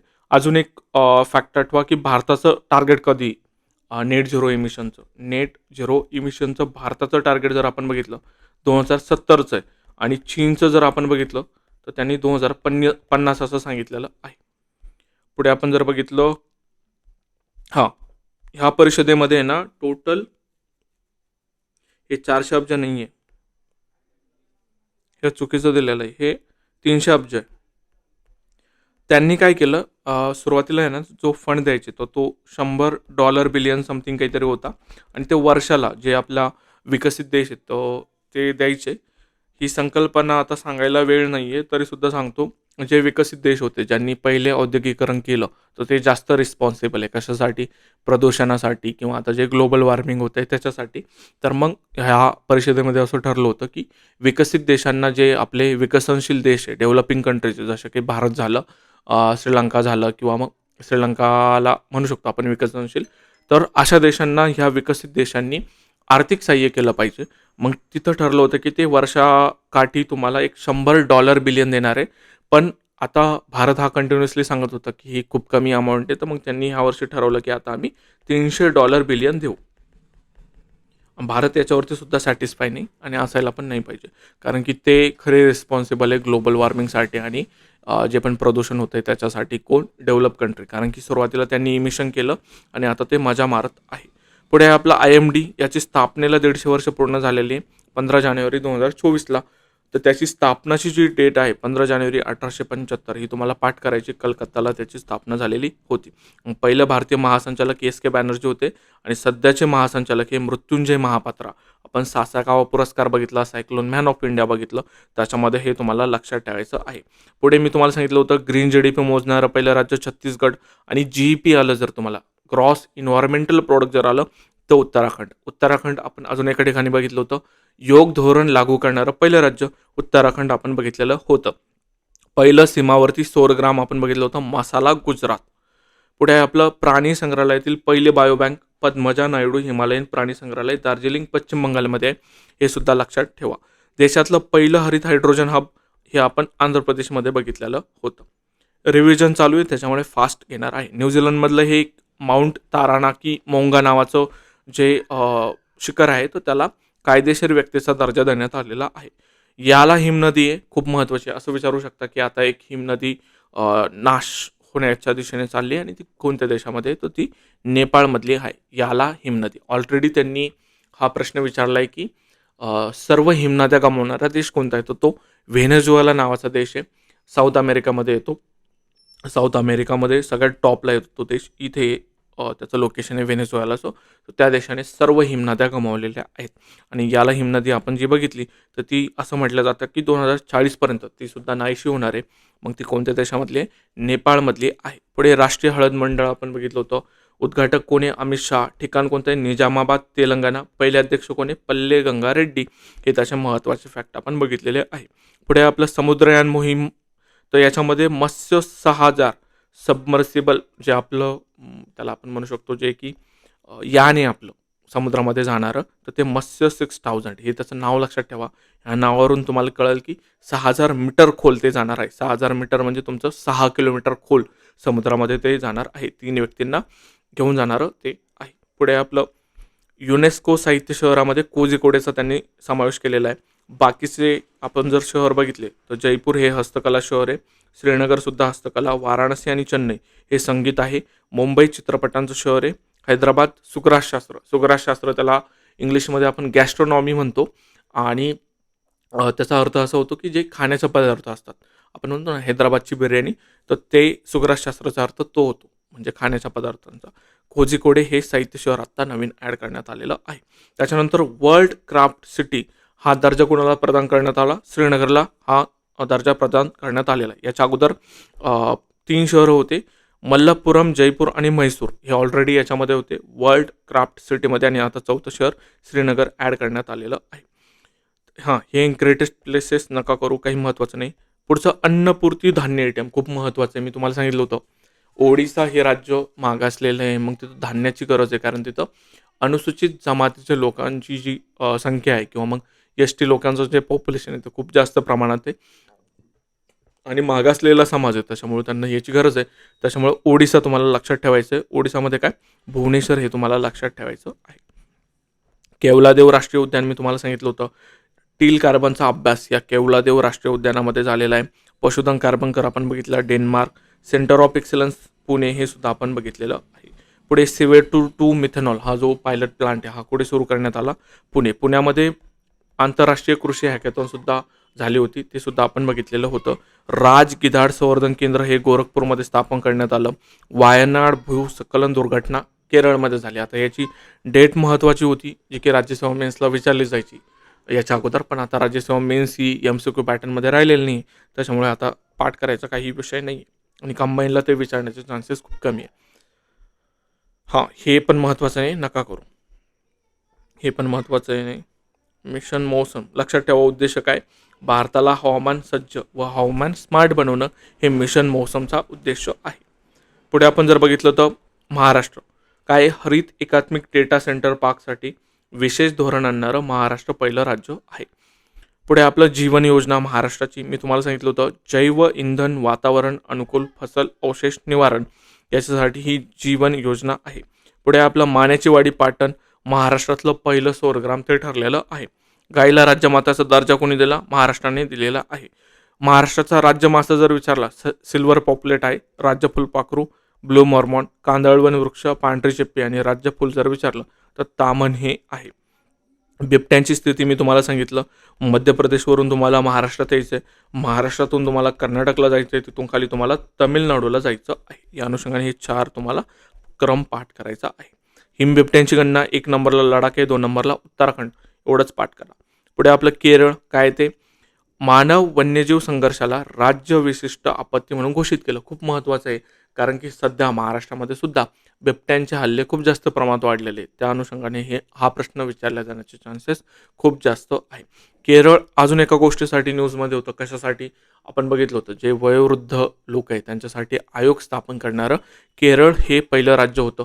त्याच्यानंतर अजून एकासाठी आपण केरळ बघितलं होतं, कशासाठी, जे आपलं घरामध्ये मेडिसिन वगैरे राहतात, तर त्या मेडिसिन ज्या एक्सपायर झालेल्या आहे, ज्या खराब झालेल्या आहे, ज्या वापरात नाही आहे, त्याला गोळा करून त्याचं डिस्पोजल करण्यामध्ये सुद्धा केरळने ते उपक्रम राबवलेला होता.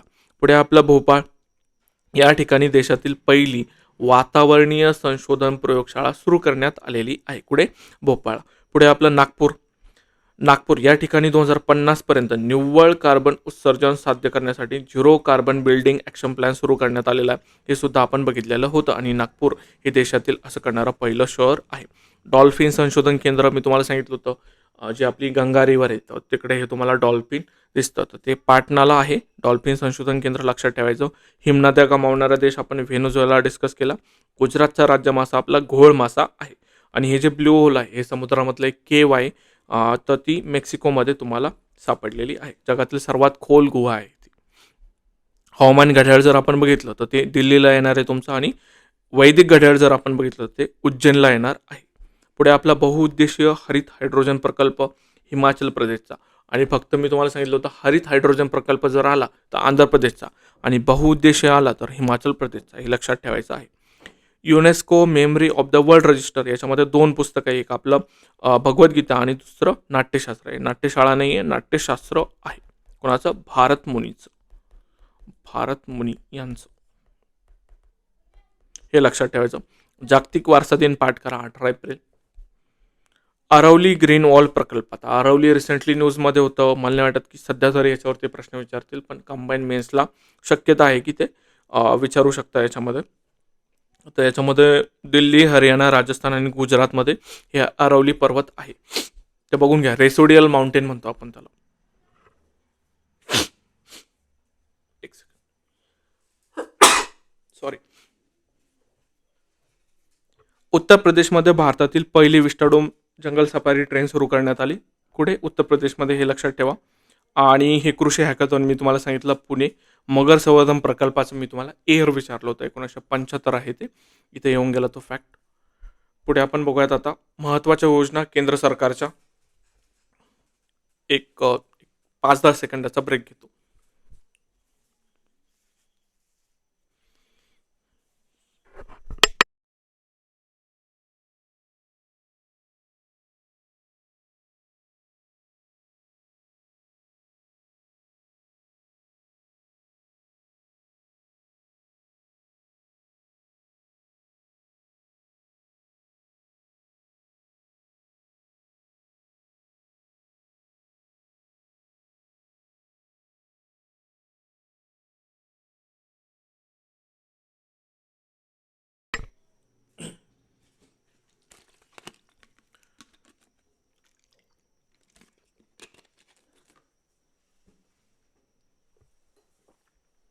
हां, केंद्र सरकारच्या योजना आपण बघूयात. त्याच्यामध्ये पहिली आपली जी योजना आहे, वीर परिवार योजना. आता ह्या योजनेची सुरुवात झालेली जम्मू काश्मीरमधील श्रीनगर येथून. उद्देश काय? सैन्य आणि निमलष्करी कर्मचारी व त्यांच्या कुटुंबियांना सेवा पुरवणे, कायदेशीर मदत आणि सल्ला देणे. ही एक देशव्यापी कायदेशीर मदत योजना असणार आहे. म्हणजे जे पण लष्करात लोक आहेत त्यांना कायदेशीर मदत देणं, ह्या वीर परिवार योजनेमागचं लक्ष असणार आहे. सुरुवात कुठून झाली? श्रीनगर इथून झालेली आहे. एक कॅम्पस कॉलिंग कार्यक्रम राष्ट्रीय महिला आयोगाने सुरू केलेला आहे. उद्देश काय? विद्यार्थ्यांच्यावर होणारे लैंगिक छळ रोखणं आणि विद्यार्थ्यांच्या सुरक्षिततेला प्रोत्साहन देणं, हा या कॅम्पस कॉलिंग कार्यक्रमाचा उद्देश आहे. याच्यामध्ये राष्ट्रीय महिला आयोगाने हा सुरू केलेला आहे. हे खूप महत्त्वाची फॅक्ट आहे, ते लक्षात ठेवा. कारण इथं तुम्हाला ट्रॅप करून देऊ शकतं की ते महिला बाल विकास मंत्रालयाने सुरू केलं, असं ते देऊ शकतात. पण तसं नाही आहे, राष्ट्रीय महिला आयोगाने ते सुरू केलेलं आहे. पुढे आपलं ज्ञान भारतम मिशन. काय त्याचा उद्देश? भारताच्या प्राचीन हस्तलिखित वारशाचे संरक्षण आणि जतन करणे, यासाठी हा उपक्रम राबवण्यात आलेला आहे. कोणता? ज्ञान भारतम मिशन. पुढे आपलं प्रधानमंत्री धनधान्य कृषी योजना खूप महत्त्वाची आहे. ही युनियन बजेट 2025-26 मध्ये डिक्लेअर करण्यात आली होती. फोकस काय? 100 ॲग्रिकल्चर डिस्ट्रिक्टवरती याचा फोकस आहे. देशातील 100 जिल्ह्यामध्ये ही राबवण्यात येणार आहे. आणि याच्यामध्ये 36 सेंट्रल की आणि 11 मिनिस्ट्री आहे. त्याच्यानंतर 24,000 कोटीचं बजेट यांनी दिलेलं आहे. याच्यामध्ये मी तुम्हाला सांगितलं टोटल 6 वर्षासाठी योजना असणार आहे.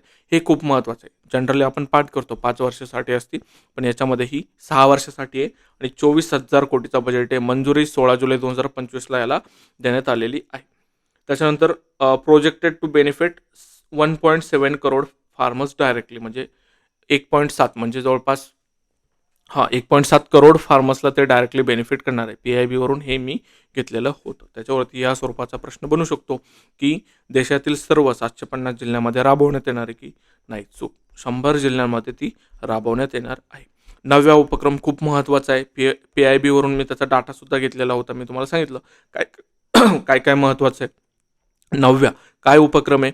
भारत सरकारनं किशोरवयीन मुलींच्या कौशल्य विकासासाठी हा उपक्रम सुरू केलेला आहे. त्याचा फुल फॉर्म जर आपण बघितला, nurturing aspirations through occasional training for young adolescent girls, हा त्याचा फुल फॉर्म आहे. 16 ते 18 अडोलसंट म्हटल्यानंतर काय? 16 ते 18 हे वर्ष वयोगट येणार आहे आणि किशोरवयीन मुली येणार आहे. त्याच्यामध्ये त्यांना व्यावसायिक प्रशिक्षण देणं, रोजगार संधी निर्मिती करणं, महिला व बाल विकास मंत्रालय आणि कौशल्य विकास मंत्रालय यांचा हा संयुक्त उपक्रम आहे. याच्यामध्ये त्यांनी काही 19 राज्य आणि 27 जिल्ह्यांचा समावेश आहे. तर त्या 27 जिल्ह्यामध्ये महाराष्ट्रातले 2 जिल्हे, एक गडचिरोली आणि नंदुरबार, खूप महत्त्वाची फॅक्टरी ही तुम्हाला पाठ करायची आहे. आदी कर्मयोगी कार्यक्रम कोणासाठी? हा आदिवासी भागात प्रभावीपणे सेवा देण्यासाठी अधिकाऱ्यांचे देशव्यापी संवर्ग तयार करणे, हा या कार्यक्रमामागचं काय उद्दिष्ट आहे. खूप महत्त्वाचं आहे. पुढे आपला प्रतिभा सेतू उपक्रम UPSCने हा सुरू केलेला आहे. काय तो उद्देश? काय? UPSC परीक्षा उत्तीर्ण होऊनही अंतिम निवड यादीत स्थान मिळालेल्या प्रतिभावान उमेदवारांना केंद्र आणि खाजगी क्षेत्रातील सत्यापित नियोक्त्यांशी जोडण्यासाठी तयार केलेला हा एक उपक्रम आहे. पुढे आपलं धरती आभा जनभागीदारी अभियान कोणासाठी? हे सुद्धा आदिवासी सक्षमीकरणासाठी एक अभियान आहे. पुढे आपलं सुधारित भारतनेट कार्यक्रम. सुधारित भारतनेट कार्यक्रम लागू करणारं गुजरात हे पहिलं राज्य ठरलेलं आहे. पुढे आपलं बेटी बचाओ बेटी पढाओ, याची तारीख खूप महत्त्वाची आहे, 22 जानेवारी 2015, कारण याला 10 वर्ष कंप्लीट झालेली. 10 इयर्स, 10 वर्ष याला कंप्लीट झालेले आहे. पुढे आपला सुकन्या समृद्धी योजना, याला सुद्धा 10 वर्ष कंप्लीट झाले. 22 जानेवारी 2015ला याची सुरुवात झालेली होती कुठून? पानिपत हरियाणा येथून. हरियाणाच का? आपण सेक्स रेशो बघतो. सेक्स रेशो स्पेसिफिकली जर सांगायचं झालं, चाइल्ड सेक्स रेशोमध्ये सगळ्यात कमी जर तो कुठं असेल तर तो हरियाणाचा आहे. त्यामुळे तिथून सुरुवात झालेली. उजाला योजना सुरुवात 5 जानेवारी 2015ची. उद्देश काय? पारंपरिक प्रकाश व्यवस्थेला आणि ऊर्जा बचत करणाऱ्या LED बल्बने बदलून ऊर्जा कार्यक्षमतेला प्रोत्साहन देणे. उजालाचा फुल फॉर्म काय होता? Unnat Jyoti by affordable LEDs for all, हा त्याचा फुल फॉर्म होता. विमा सखी योजना जर आपण बघितली तर LICची ही योजना आहे त्यांनी सुरू केली आहे. महिला सक्षमीकरण आणि आर्थिक समावेशनाला बळकटी देणे हा त्याचा उद्देश आहे. नई चेतना ही शिवराजसिंह चौहान यांनी याचं उद्घाटन केलं. घोषवाक्य काय? एक साथ एक आवाज हिंसा के खिलाफ. उद्देश काय? सर्व प्रकारच्या लिंग आधारित हिंसाचाराबद्दल जागरूकता वाढवणे हा त्याचा उद्देश आहे. नमो ड्रोन दिदी योजना 1 नोव्हेंबर 2024ला त्याला मंजुरी भेटली. उद्देश काय? महिला बचत गटांना ड्रोन उपलब्ध करून देणं, महिला सक्षमीकरण आणि शेतीची कार्यक्षमता वाढवणं. कालावधी काय? 2024-25 ते 2025-26 हा त्याचा कालावधी असणार आहे. आणि निवडक 15,000 महिला स्वयंसहायता गटांना, म्हणजे त्याला आपण सेल्फ हेल्प ग्रुप म्हणतो, त्यांना शेतीसाठी भाड्यानं सेवा प्रदान करण्यासाठी ड्रोन देण्यात येणार आहे. पुढे आपलं PM युवा 3.0 म्हणतो आपण त्याला. सुरुवात आहे 11 मार्च 2025ची. उद्देश काय? तरुण पिढीतील लेखकांना मार्गदर्शन करणे. PM युवाचा उद्देश खूप महत्त्वाचा आहे. काय? तरुण पिढीतील लेखकांना मार्गदर्शन करणे, देशात वाचन, लेखन आणि पुस्तक संस्कृतीला चालना देणं. संस्था नॅशनल बुक ट्रस्ट असणारे आणि वयोगट हा 30 वर्षापेक्षा कमी वयाचे लेखक असणार आहे. याच्यामध्ये PM युवाचा फुल फॉर्म काय? Young upcoming versatile author scheme. याच्यामधलं शेवटचं A फॉर ऑथर्स लक्षात ठेवायचं. पुढे आपलं बालविवाह मुक्त अभियान. उद्घाटक कोण आहे? अन्नपूर्णा देवी, ज्या की केंद्रीय महिला आणि बालविकास मंत्री आहे.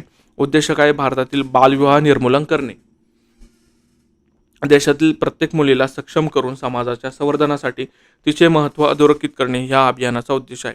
पुढे स्वामित्व योजना 24 एप्रिल 2020ची आहे ही. उद्देश काय? खेडोपाड्यात घर असलेल्यांच्या हक्कांची नोंद देणे आणि त्यांना प्रॉपर्टी कार्ड देणे. ड्रोनचा वापर करून ग्रामीण मालमत्तांचे सर्वेक्षण करून नकाशा तयार करणे. आता TVFचं आहे ना, एक 20 मिनिटाचा व्हिडिओ आहे. 20 मिनिटाचा व्हिडिओ आहे.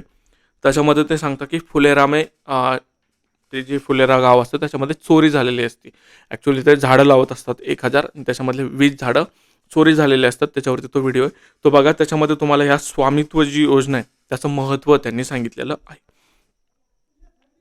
स्वामित्व योजनेअंतर्गत प्रॉपर्टी कार्ड वितरित करणारं मिझोरम ईशान्य भारतातील पहिलं राज्य ठरलेलं आहे. आयुष्यमान भारत PMJ योजना सुरुवात 23 सप्टेंबर 2018ची आहे. सध्या केवळ पश्चिम बंगालमध्ये ही योजना लागू नाही आहे. हा फॅक्ट खूप महत्त्वाचा आहे, तो लक्षात ठेवा. आणि आयुष्यमान भारत प्रधानमंत्री ठीक आहे, त्याचा फुल फॉर्म आहे वन नेशन वन सबस्क्रिप्शन. काय महत्त्वाचं नाही.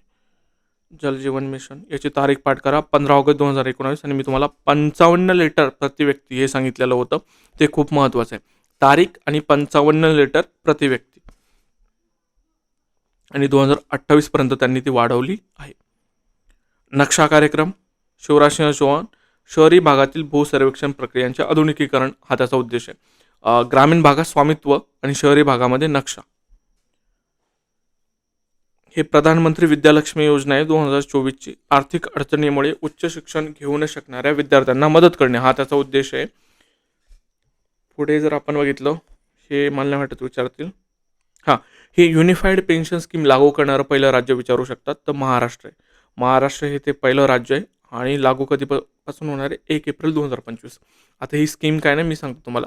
न्यू पेन्शन स्कीम आली होती आणि old pension scheme. Old pension scheme, new pension scheme अशा 2 स्कीम होत्या. आणि याला खूप जास्त प्रमाणामध्ये विरोध झाला होता. मग त्याच्यानंतर त्यांनी ना एक मध्यम मार्ग निवडला, युनिफाईड पेन्शन स्कीम, म्हणजे दोन्ही योजनांचं त्यांनी एकीकृत केलं त्याला. आणि मग ही योजना त्यांनी आणली होती. कोणती? Unified pension scheme. आणि ती लागू करणारं कोणतं पहिलं राज्य आहे? तर महाराष्ट्र. त्याच्यानंतर प्रधानमंत्री जनधन योजना, याला 10 वर्ष पूर्ण झाले. 28 ऑगस्ट 2014ला याची सुरुवात झालेली होती. तारीख पाठ करायची. प्रधानमंत्री किसान मानधन योजना याची सुद्धा तारीख महत्त्वाची, 12 सप्टेंबर 2019. 5 वर्ष पूर्ण झाली. या योजना तुम्हाला याच्यामध्ये वाचावं लागतात इकॉनॉमिक्समध्ये.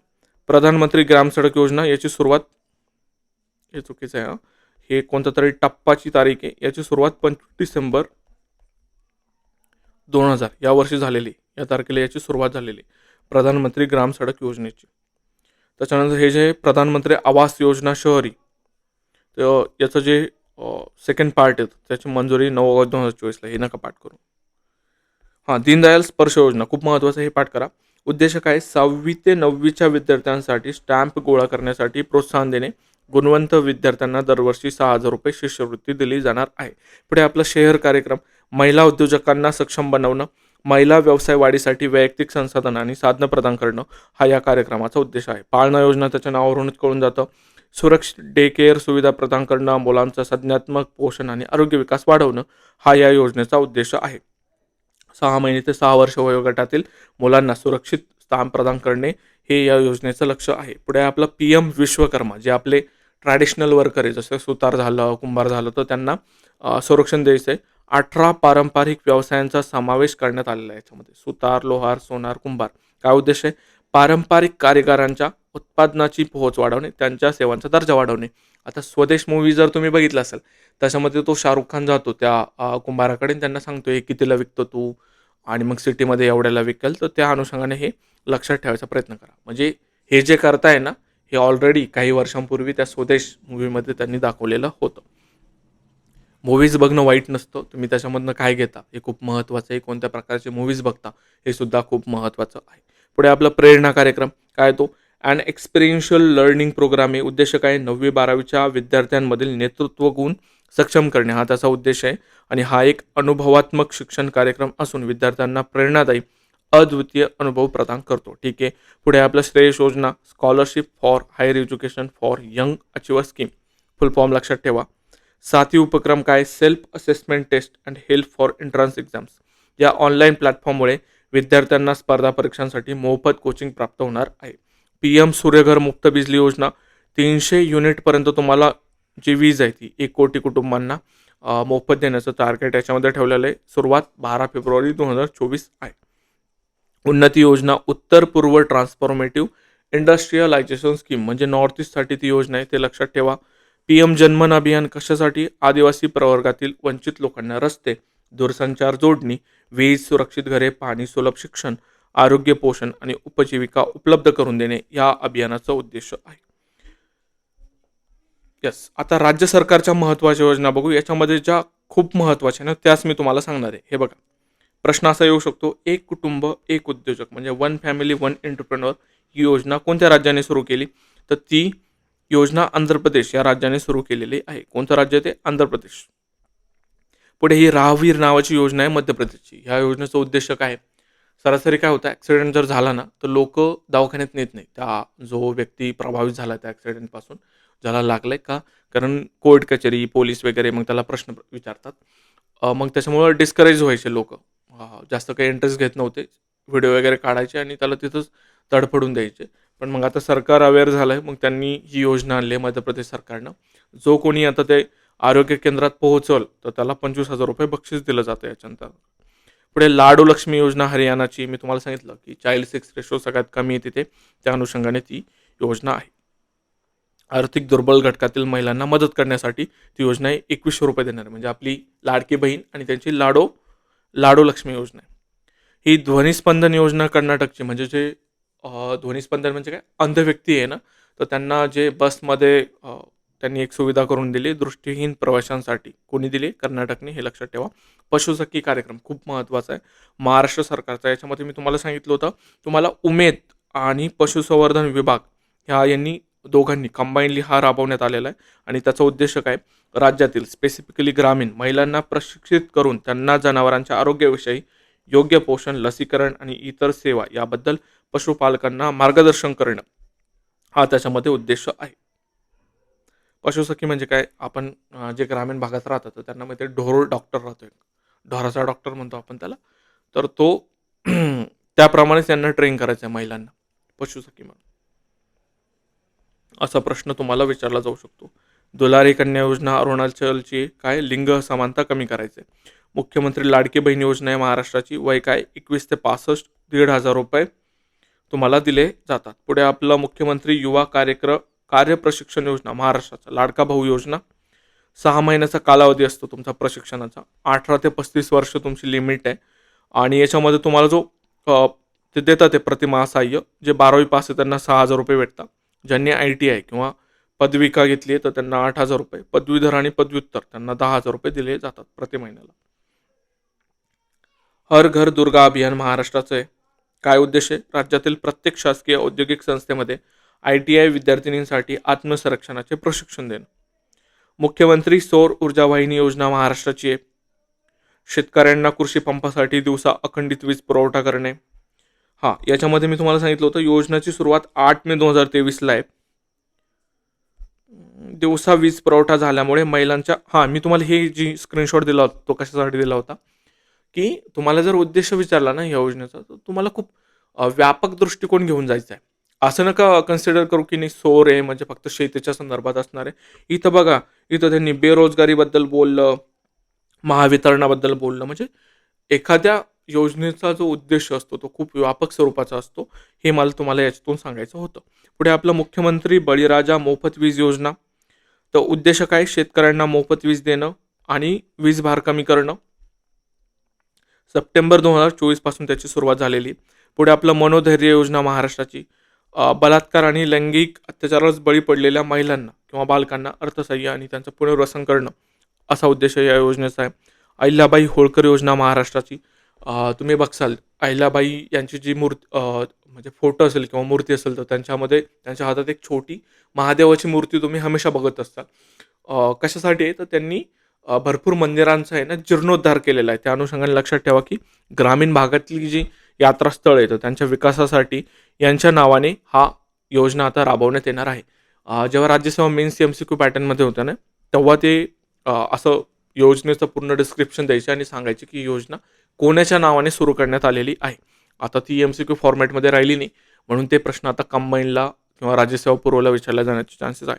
दक्ष उपक्रम फुल फॉर्म बघा, development of applied knowledge and skills for human development. त्याचा फुल फॉर्म आहे. एवढंच लक्षात ठेवा, त्याच्यावरून तुम्हाला त्याचा उद्देश कळणार आहे. याच्यामध्ये सहकार्य कोणी केलं आहे? जागतिक बँकेने सहकार्य केलेलं आहे. आत्ता मी टेलिग्रामवरती एक स्क्रीनशॉटसुद्धा टाकला होता. त्याच्यामध्ये मी तुम्हाला आहे ना एक सांगितलं होतं एशियन डेव्हलपमेंट बँकनी महाराष्ट्राला $500 मिलियन दिलेले. किती? $500 मिलियन. ती सुद्धा स्कीम तुम्ही बघून जा, ती सुद्धा महत्त्वाची आहे. पुढे आपलं नमुजरू कर्नाटकची उद्देश काय? सर्व शैक्षणिक संस्थांमध्ये सामाजिक एकरूपता, सहिष्णुता आणि वैज्ञानिक वृत्तीस चालना देणे ह्या स्कीमचा उद्देश आहे. मागे काय झालं होतं ना ते बुरख्यावरून इश्यू झाला होता. म्हणजे एक मुलगी बुरखा घालून आली, मग ते शिक्षिकेने विरोध केला. त्याच्यानंतर हिंदू गटांनी त्यांचे पेहराव घालून गेले आणि मग तो एक त्याला आपण जे म्हणतो की सोशल टेन्शन तिथं निर्माण झालं होतं. तर मे बी त्या अनुषंगाने मग कर्नाटकनी ही योजना तिथे लागू केलेली असेल. आता हे जे मी तुम्हाला सांगतोय बघा, तुम्ही न्यूजपेपर रिडिंगचं खूप जास्त इम्पॉर्टन्स आहे. मी सांगाल तुम्हाला डेली न्यूजपेपर रीड करा, ॲटलिस्ट 15 ते 20 मिनटं. काही नाही, फक्त एक नजर मारायची असते. पुढे महत्त्वाची योजना आहे मुनियार काथू मनियूर कपोम योजना. तमिळनाडूची योजना. उद्देश काय? राज्यात शाश्वत शेतीला चालना देणं, माती आरोग्यात सुधारणा करणं. आता वर्ल्ड सॉईल डे आपण बघितला होता. कधी येतो वर्ल्ड सॉईल डे? 5 डिसेंबरला होऊन गेलेला आहे. आणि आपला जो भारताचा राष्ट्रीय किसान दिन आहे, राष्ट्रीय किसान दिन, राष्ट्रीय शेतकरी दिवस सुद्धा आपण त्याला म्हणू शकतो. राष्ट्रीय शेतकरी दिवस हा 23 डिसेंबरला होऊन गेला. हे दोन तुम्हाला तारखा पाठ करायच्या.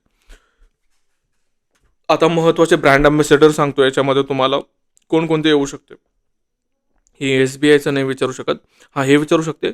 स्वच्छ मुख अभियानाचा कोण आहे? सचिन तेंडुलकर आहे. त्याच्यानंतर तंबाखू नियंत्रणाचा PV सिंधू. या दोन्हीमध्ये तुम्हाला फरक करता आला पाहिजे.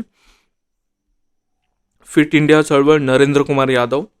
शहर कंपोस्ट अभियान, स्वच्छ भारत अभियान, शालेय वाचन चळवळ महाराष्ट्र शासनाची. याचे ब्रँड अम्बॅसेडर अमिताभ बच्चन आहे. आणि अतिमहत्त्वाचं, खूप जास्त महत्त्वाचं आहे, UPI सुरक्षाचे ब्रँड अम्बॅसेडर पंकज त्रिपाठी आहे. त्याच्यानंतर निवडणूक आयोग राष्ट्रीय आयकॉन राजकुमार राव. लैंगिक समानता अभियान KS चित्रा आहे. त्याच्यानंतर भारत सरकार महिला व बाल विकास मंत्रालय माधुरी दीक्षित. हे भारतीय सायबर अपराध समन्वय केंद्र पंकज त्रिपाठी. वोटाथॉन अभियान विराट कोहली. वरून लक्षात ठेवा. बेटी बचाओ बेटी पढाओ PV सिंधू. आणि हे UNDP गुडविल अम्बॅसेडर तुम्हाला लक्षात ठेवायचं आहे पद्मलक्ष्मी. बाकी आता प्रश्न मी इथे घेणार नाही आहे, तो वेळ आपल्याकडे नाही आहे. मी तुमचे 74 पेजेस इथं संपवले. आता फक्त 25 पेजेस आहे. हार्डली मला वाटतं ते 15-20 मिनिटात तर व्हायला पाहिजे. महत्त्वाचे पुस्तकं सांगतो. हे अरुंधती रॉय यांचं पुस्तक आहे, मदर मॅरी कम्स टू मी. महत्त्वाचं पुस्तक आहे अरुंधती रॉय यांचं. यांचा पुरस्कार सुद्धा आपण बघितला होता, तो सुद्धा लक्षात ठेवायचा आहे. व्हॉइस ऑफ द व्हॉइसलेस हे दलाई लामा यांचं आहे. त्याच्यानंतर एक मला वाटतंय ना आश्विनचं एक पुस्तक आहे, ते लक्षात ठेवा. मला आता आर अश्विनचं, आपले जे फेमस बॉलर होते स्पिनर, त्यांचं एक पुस्तक आहे. महत्त्वाचे पुस्तकं सांगतो मी तुम्हाला याच्यामध्ये, थांबा. हां, व्हाय द कॉन्स्टिट्यूशन मॅटर्स खूप महत्त्वाचा आहे. हा प्रश्न येऊ शकतो. या पुस्तकाचे लेखक आपले जे माजी सरन्यायाधीश आहे डी वाय चंद्रचूड हे आहेत. त्याच्यानंतर तुम्हाला सांगतो, हां, स्पीकिंग विथ नेचर या पुस्तकाचे लेखक आहे ना रामचंद्र गोवाय, आणि त्यांचं अजून एक पुस्तक आहे इन्व्हायरमेंटच्या रिलेटेड आणि गांधीजींच्या रिलेटेड एक पुस्तक आहे त्यांचं, ते सांगतो मी तुम्हाला, एक सेकंड.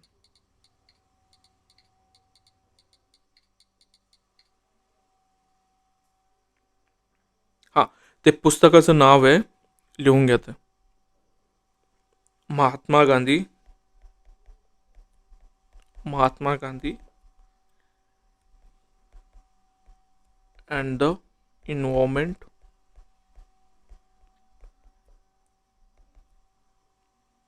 हे जे पुस्तक आहे ना हे सुद्धा यांनीच लिहिलेलं आहे. कोणी?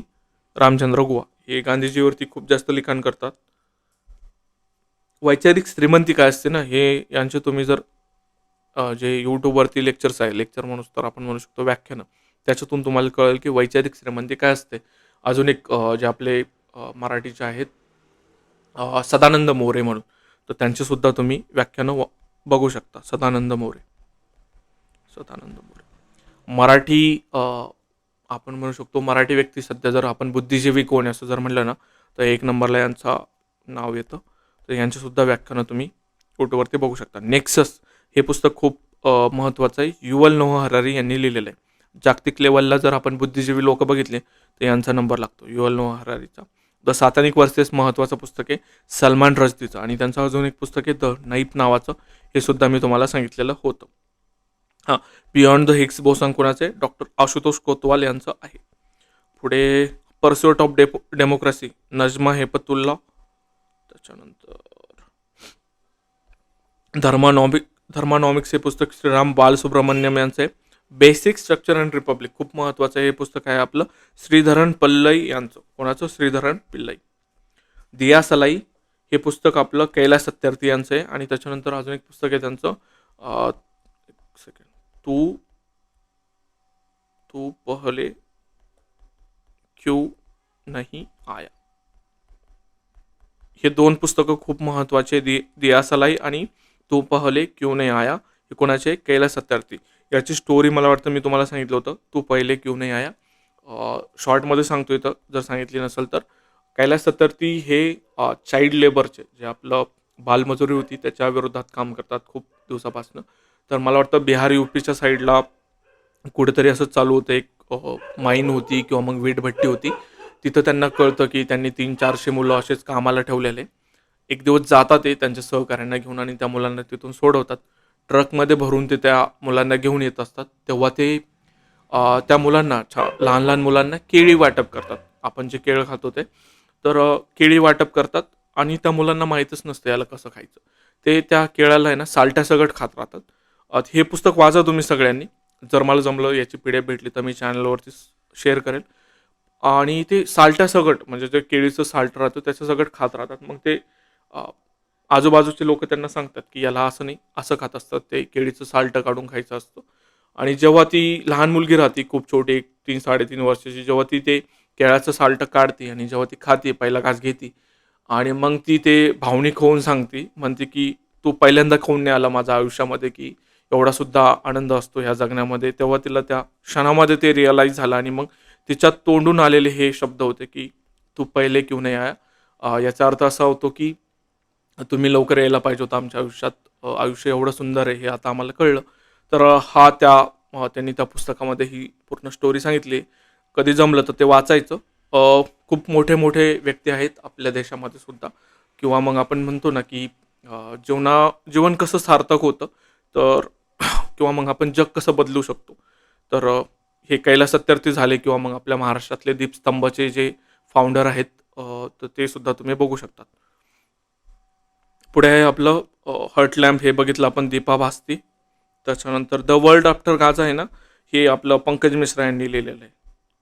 पुढे choke on food economics and society, हे अभिजित बॅनर्जी यांनी लिहिलेलं आहे, महत्त्वाचं आहे.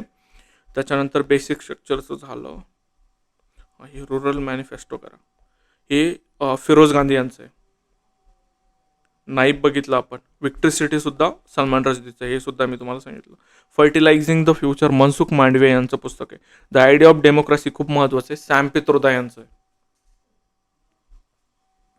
हे wings to our hopes volume, हे राष्ट्रपती द्रौपदी मुर्मू यांचे. Why Bharat matter the India way, हे एस जयशंकर यांनी लिहिलेले पुस्तकं आहेत. Madam commissioner Meera Borwankar. त्याच्यानंतर India's economic policy preparing for the future, हे अरविंद पंगरिया यांचं पुस्तक आहे.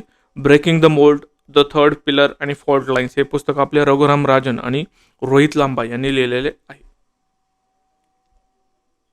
हे पण महत्वाचं आहे. ॲडवाइस आणि डिसेंट, वाय व्ही रेड्डी यांनी ते पुस्तक लिहिलेलं आहे. जे महत्त्वाचे होते पुस्तकं ते मी तुम्हाला सांगितलेले आहे, तेवढे करा फक्त. काही नाही, हार्डली एक 10-12 पुस्तकं आहे. आता मेन माझं सगळं झालेलं आहे. याच्यामध्ये मला वाटतं क्रीडा एक राहिलं आहे, एक सेकंड आपण घेऊयात. आंतरराष्ट्रीय घडामोडी, हे आम्ही कव्हर केले नाही, मला वाटतं याच्यावरती मी लेक्चर टाकलं नाही, तरीसुद्धा इथं मी तुम्हाला महत्त्वाचं सांगतो काय काय. अमेरिका आहे ना 2 गोष्टीमधून बाहेर पडले, एक आपलं युनेस्को आहे, त्याच्यानंतर united nation human rights commission, या दोन्हीमधून सुद्धा बाहेर कोण पडले, तर अमेरिका पडलेला आहे. त्याच्यानंतर तुम्हाला सांगतो, हे न्यू डेव्हलपमेंट बँकेचं सदस्यत्व अल्जेरियाने पत्कारलं, काही महत्त्वाचं नाही. जी आपली युनायटेड नेशन सिक्युरिटी काउन्सिल आहे, याच्यावरती 2 प्रकारचे सदस्य असतात. एक 5 परमनंट सदस्य आहे, 5 परमनंट आहेत, आणि 10 नॉन परमनंट आहे.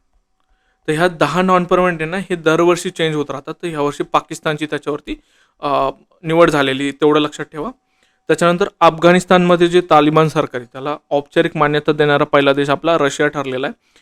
इंडोनेशिया का महत्त्वाचं आहे ते सांगतो मी तुला. इंडोनेशिया हा ब्रिक्सचा 10वा सदस्य बनलेला आहे. पुढे आहे आपलं ब्राझील ओपेकचा निरीक्षक, ते नका करू. थायलंड, समलिंगी विवाहाला मान्यता देणारा आशियामधला पहिला देश आहे थायलंड. याच्या अगोदर सुद्धा काही देशांनी दिलं, जसं की नेदरलँड हा पहिला देश आहे. त्याच्यानंतर आहे रोमानिया आणि बल्गेरिया, काय ते, हे शेंजन क्षेत्राचं त्यांनी पूर्ण सदस्यत्व पत्कारलं. त्याच्यानंतर हे नाही महत्त्वाचं, पनामा, जे चायनाचा आपला बेल्ट अँड रोड इनिशिएटिव्ह आहे, त्याच्यामधून हा पनामा देश बाहेर पडलेला आहे. ऑस्ट्रेलिया, राईट टू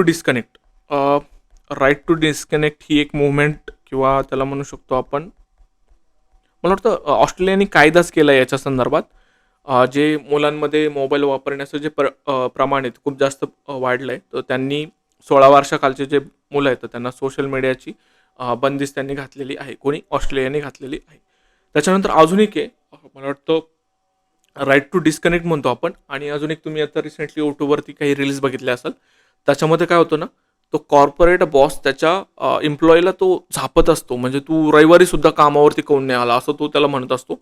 तुझं काम करायला पाहिजे होतं, रविवार असला तर काय झालं, अशा गोष्टी तो त्याला बोलतो. म्हणजे काय, एक प्रकारे एक त्याला आपण म्हणतो की तुमचं हॅरेसमेंट होती, किंवा मग तुमचं एक्सप्लॉयटेशन जे होते कॉर्पोरेट कल्चरमध्ये, तर त्याच्या विरोधात सुद्धा आहे ना ऑस्ट्रेलियाने कायदा केलेला आहे. ते सुद्धा तुम्ही लक्षात ठेवा. आता त्याला एक्झॅक्टली काय म्हणते ना ते मला लक्षात येत नाही. पुढे मक्रान इराण, ही इराणची आता नवीन राजधानी, पूर्वीची राजधानी तेहरान होती. स्वित्झर्लंड यांनी बुरखा बॅन केलेला आहे. कोणी, स्वित्झर्लंडनी, हे लक्षात ठेवा. पुढे अर्जेंटिना WHO मधून बाहेर पडला. हे अमेरिकेचं मी तुम्हाला सांगितलं, UNHRC मधून बाहेर पडला. हे 4B जी चळवळ आहे ही साऊथ कोरियामध्ये होती, आणि ही लैंगिक शोषणाच्या विरोधात झालेली चळवळ आहे, खूप महत्त्वाची, लक्षात ठेवा. या गोष्टी तुम्हाला जेव्हा येतात तेव्हा तुम्ही खूप जास्त रिव्हिजन करता. क्रिंक्युती म्हणजे काय, चायना, रशिया, इराण आणि नॉर्थ कोरिया. इंडिया नाही त्याच्यामध्ये. मेक्सिको काय आहे, याच्यामध्ये असं आहे की न्यायाधीशांची निवडणूक होणार आहे या देशामध्ये, आणि अशी मान्यता देणारा जगातला पहिला देश कोणता आहे, तर मेक्सिको आहे. ऑकस करार, याच्यामध्ये 3 देश आहे, ऑस्ट्रेलिया, UK आणि US. हे लक्षात ठेवा. 46वं जागतिक वारसा समिती अधिवेशन कुठं झालं होतं? दिल्लीला. आणि 47वं आपण बघितलं पॅरिस फ्रान्सला झालं होतं आणि त्याच्यामध्ये आपण ते आपले 12 किल्ले समावेश केले. ही SCO शिखर कुठं झाली होती? शिखर परिषद ही आपली चीनला झालेली आहे. फिलिपाईन्स हे खूप महत्त्वाचं आहे. आंतरराष्ट्रीय कामगार संघटनेच्या हिंसा आणि छळवणूक करार 2019ला मान्यता देणारा पहिला आशियाई देश कोणता आहे? फिलिपाईन्स हा आहे. आणि 4 दिवसांचा आठवडा करण्याचा निर्णय घेणारा पहिला देश सिंगापूर, आशिया खंडातला पहिला देश होता. हां, हे मी तुम्हाला सांगितलं होतं की तुम्ही प्राईम मिनिस्टर करून ठेवा शेजारच्या देशांची किंवा महत्त्वाच्या. याच्यामध्ये ना तुम्ही जापान खूप लक्षात ठेवा. जापानच्या सानाई ताकाईची ह्या आता प्राईम मिनिस्टर लेडीज येत्या आणि त्यांचा पक्ष आहे लिबरल डेमोक्रॅटिक पार्टी. हे खूप महत्त्वाचं आहे. पुढे बाकीचं जर तुम्हाला सांगायचं झालं न्यूजमध्ये कोणतं आहे? पाकिस्तान मुस्लिम लीग आहे पाकिस्तानमध्ये. म्यानमारमध्ये तर मिलिटरीचा रूल आहे.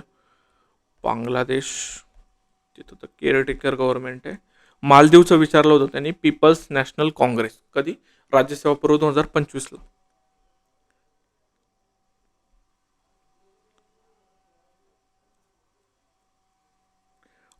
हे चुकलेलं आहे. डोनाल्ड ट्रम्प आहे ना हा डेमोक्रॅटिक पार्टीचा आहे. Let me search it. Democratic पार्टीचा.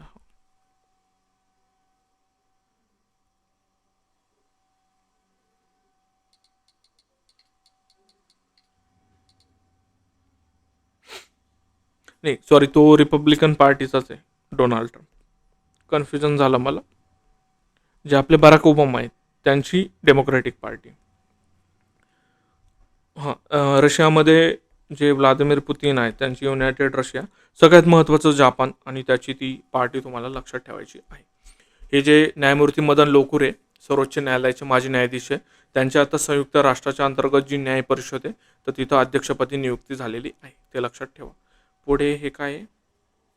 शिखर परिषदा आणि त्याचे मेन फॅक्ट्स मी इथं दिलेले आहे तुम्हाला. हां, UN ओशियन कॉन्फरन्स कुठे झाली? फ्रान्सला. वर्ष आहे त्याचं 2025. G7 परिषद आपली कॅनडाला झाली 2025ला. ब्रिक्स आपली ब्राझीलला झाली 2025ला. हां, इंटरनॅशनल लेबर कॉन्फरन्स ही इथंच होती जिनेवा स्वित्झर्लंडला. नाटोची झालेली हेग हेदरलँडला. हे महत्त्वाचं आहे, लक्षात ठेवा. पुढे वाहतूक आणि दळणवळणमध्ये काही महत्त्वाच्या गोष्टी आपण बघूयात. शक्तिपीठ महामार्ग खूप महत्त्वाचा आहे आणि याच्या अपडेटसुद्धा मी तुम्हाला चेक करायला सांगितलं होतं. पहिले आपण बघूयात की विझिंजाम जे आंतरराष्ट्रीय बंदर आहे हे भारतातलं पहिलं खोल पाण्यातील ट्रान्सशिपमेंट बंदर आहे आणि देशातील पहिलं अर्ध स्वयंचलित बंदर आहे. हे बंदर AI नियंत्रण कक्षासह सुसज्ज आहे. AI म्हणजे आर्टिफिशियल इंटेलिजन्स आणि स्वदेशी जहाज वाहतूक व्यवस्थापन प्रणाली असलेलं देशातलं पहिलं बंदर आहे. याचं उद्घाटन कोणी केलं? माननीय पंतप्रधान नरेंद्र मोदी यांनी याचं उद्घाटन केलेलं आहे. शक्तिपीठ महामार्ग महाराष्ट्रातील सर्वात लांब आहे. 12 जिल्ह्यांचा समावेश आहे. याच्यामध्ये पुणे नाही आहे, छत्रपती संभाजीनगर नाही आहे. अजून तुम्हाला काय काय वाटतं ते याच्यामध्ये शोधन.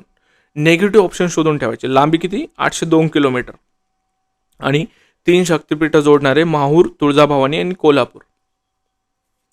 चिनाब रेल्वे पूल खूप महत्त्वाचा आहे. जगातील सर्वात उंच रेल्वे पूल आहे. नरेंद्र मोदी यांनी त्याचं उद्घाटन केलं आहे आणि त्याची उंची जर बघितलं तर 359 मीटरचा आहे तो. महाराष्ट्रातील पहिला काचेचा पूल कुठे? वैभववाडी सिंधुदुर्गला. आणि भारतातील पहिलं ॲक्वाटेक पार्कचं उद्घाटन जर विचारलं तर सोनापूर आसामला आहे. क्रूज भारत मिशनमध्ये सहभागी होणारं भारतातलं पहिलं राज्य जर विचारलं तर ते गुजरात हे आहे. हायड्रोजनवर चालणारी ट्रेन भारताने लॉन्च केली हरियाणामध्ये जिंद ते सोनीपत. देशातली पहिली वॉटर टॅक्सी कुठं सुरू झाली? मुंबईला झाली. देवी अहिल्याबाई होळकर विमानतळ इंदोर. आता हे कशासाठी? शून्य कचरा. देशातलं पहिलं शून्य कचरा विमानतळ ठरलेलं आहे. कोणतं? देवी अहिल्याबाई होळकर विमानतळ. देशातील पहिला समुद्रावरील काचेचा पूल हा प्रश्न येऊन गेलाय. तो कन्याकुमारी तमिळनाडू इथे आहे. कार्बन फायबर ट्रेन जगातली पहिली चीन. त्याच्यानंतर सर्वात फास्ट मला वाटतं ती CR450 नावाची ट्रेन आहे. ती सुद्धा चीननी सुरुवात केलेली. चीननीच बनवलं ते. कवच हे रेल्वेच्या संदर्भात आहे. स्वदेशी anti train collision system.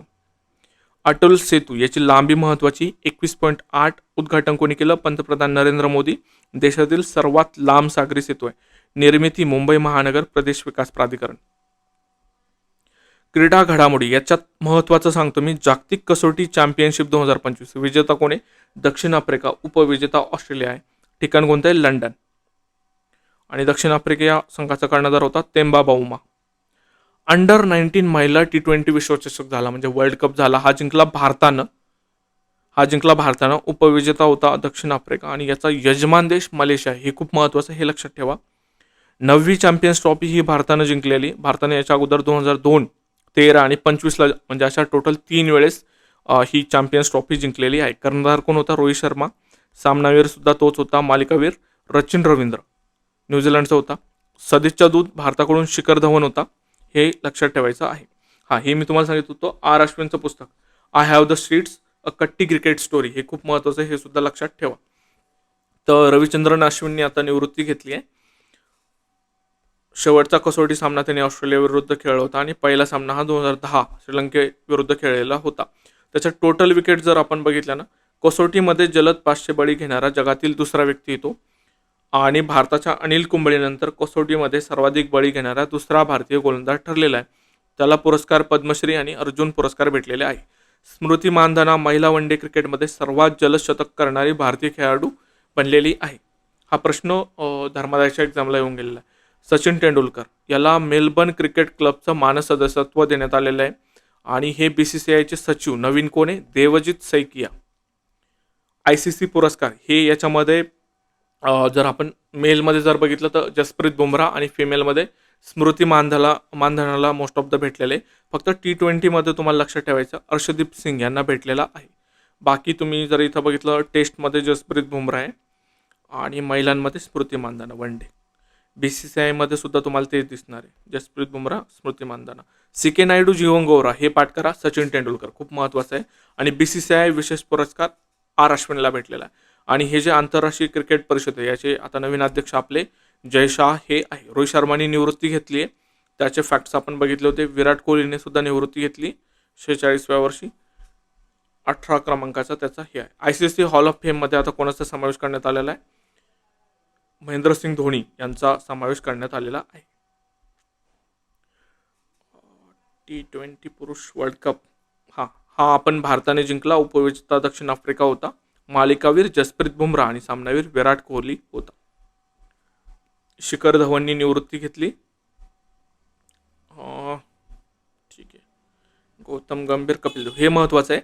Professional golf tour of India याच्या अध्यक्षपदी कोण आहे? कपिल देव यांची नियुक्ती झालेली आहे. आणि स्यू रेडफंड ICC द्वारे नेमणूक करण्यात आलेल्या पहिला महिला तटस्थ पंचायत कोण आहे? स्यू रेडफंड. हे लक्षात ठेवा.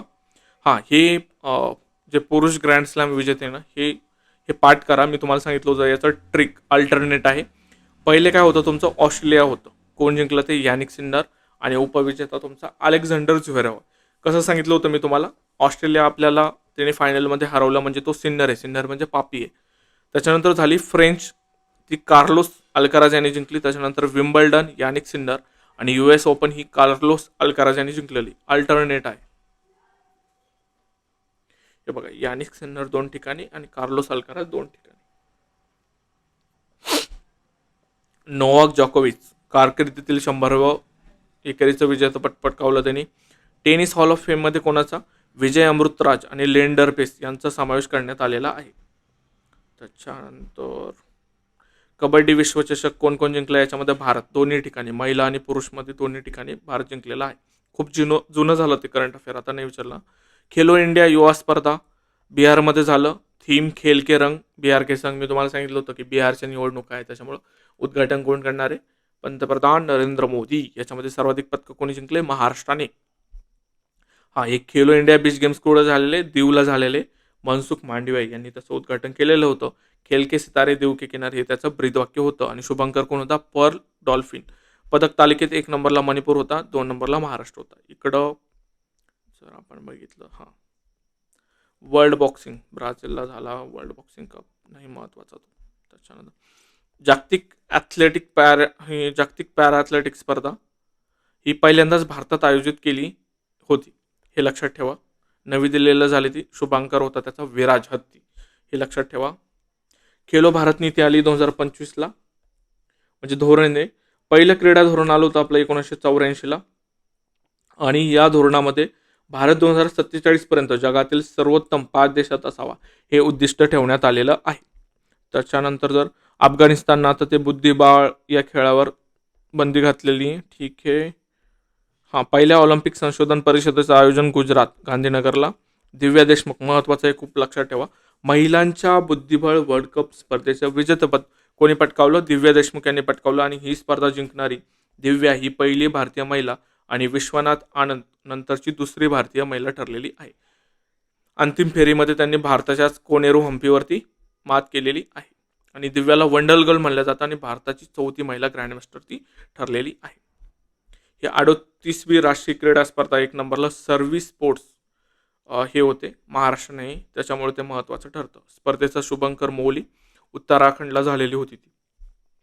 मेजर ध्यानचंद खेलरत्न पुरस्कार 4 जणांना देण्यात आलेले. गुकेश डी याच्यावरती खूप डीप लेवलचा प्रश्न राज्यसभा पूर्वला विचारण्यात आलेला होता. गुकेश डीला भेटलाय. 2 नंबर हरमनप्रीत सिंग हॉकीपटू आहे पंजाबचे, त्यांना भेटला. नंतर प्रवीण कुमार पॅरा ॲथलेटिक्समध्ये आणि 4 नंबरला मनू भाकर नेमबाज हरियाणाच्या येत्या. अशा 4 आपले ध्यानचंद खेलरत्न पुरस्कार भेटलेले आहे. त्याच्यानंतर आहे अर्जुन पुरस्कार, टोटल 32 जणांना भेटले. ते काही महत्त्वाचे बघूयात आपण. ज्योती यराजी ॲथलेटिक्समध्ये, Annu Rani athletics, Neetu boxing, Sweety boxing, Vantika Agrawal बुद्धिबळ, Salima Tete hockey, Abhishek hockey, Sanjay hockey, Jarmanpreet hockey, Sukhjeet Singh hockey. हे नाव आहे ना ॲज इट इज ते याच्यामध्ये दिलेले होते PIBमध्ये. मी पूर्ण 32 नावं घेतलेले. याच्यामध्ये महाराष्ट्राचे महत्त्वाचे बघा आणि ते करून ठेवा. स्वप्नील कुसाळे झालं. त्याच्यानंतर तुम्हाला सांगतो हे अभय सिंग महत्त्वाचं आहे, स्क्वॉश. एक सांगतो मी तुम्हाला महत्त्वाचं कोण आहे याच्यामध्ये. सलीमा टेटे लक्षात ठेवा, हॉकी. हां, हे अर्जुन पुरस्कार आजीवन 2024 कोणाला भेटले? मुरलीकांत पेटकर. हे खूप महत्त्वाचे पॅरा स्विमर होते ते. मुरलीकांत पेटकर यांच्यावरती मूवीसुद्धा आला होता, तो महत्त्वाचा आहे. आणि श्री सुचा सिंग यांना सुद्धा तो भेटलेला आहे. द्रोणाचार्य पुरस्कार आपण बघितलं तर सुभाष राणा पॅरा नेमबाजी, दीपाली देशपांडे नेमबाजी आणि संदीप संगवान हॉकी. द्रोणाचार्यामध्ये आजीवनमध्ये मुरलीधरन बॅडमिंटन आणि अर्मांडो ॲग्रेलो कोलॅको फुटबॉल. शिवछत्रपती क्रीडा पुरस्कार खूप महत्त्वाचा आहे. याच्यामध्ये शकुंतला खटावकर यांना भेटलेला आहे तो.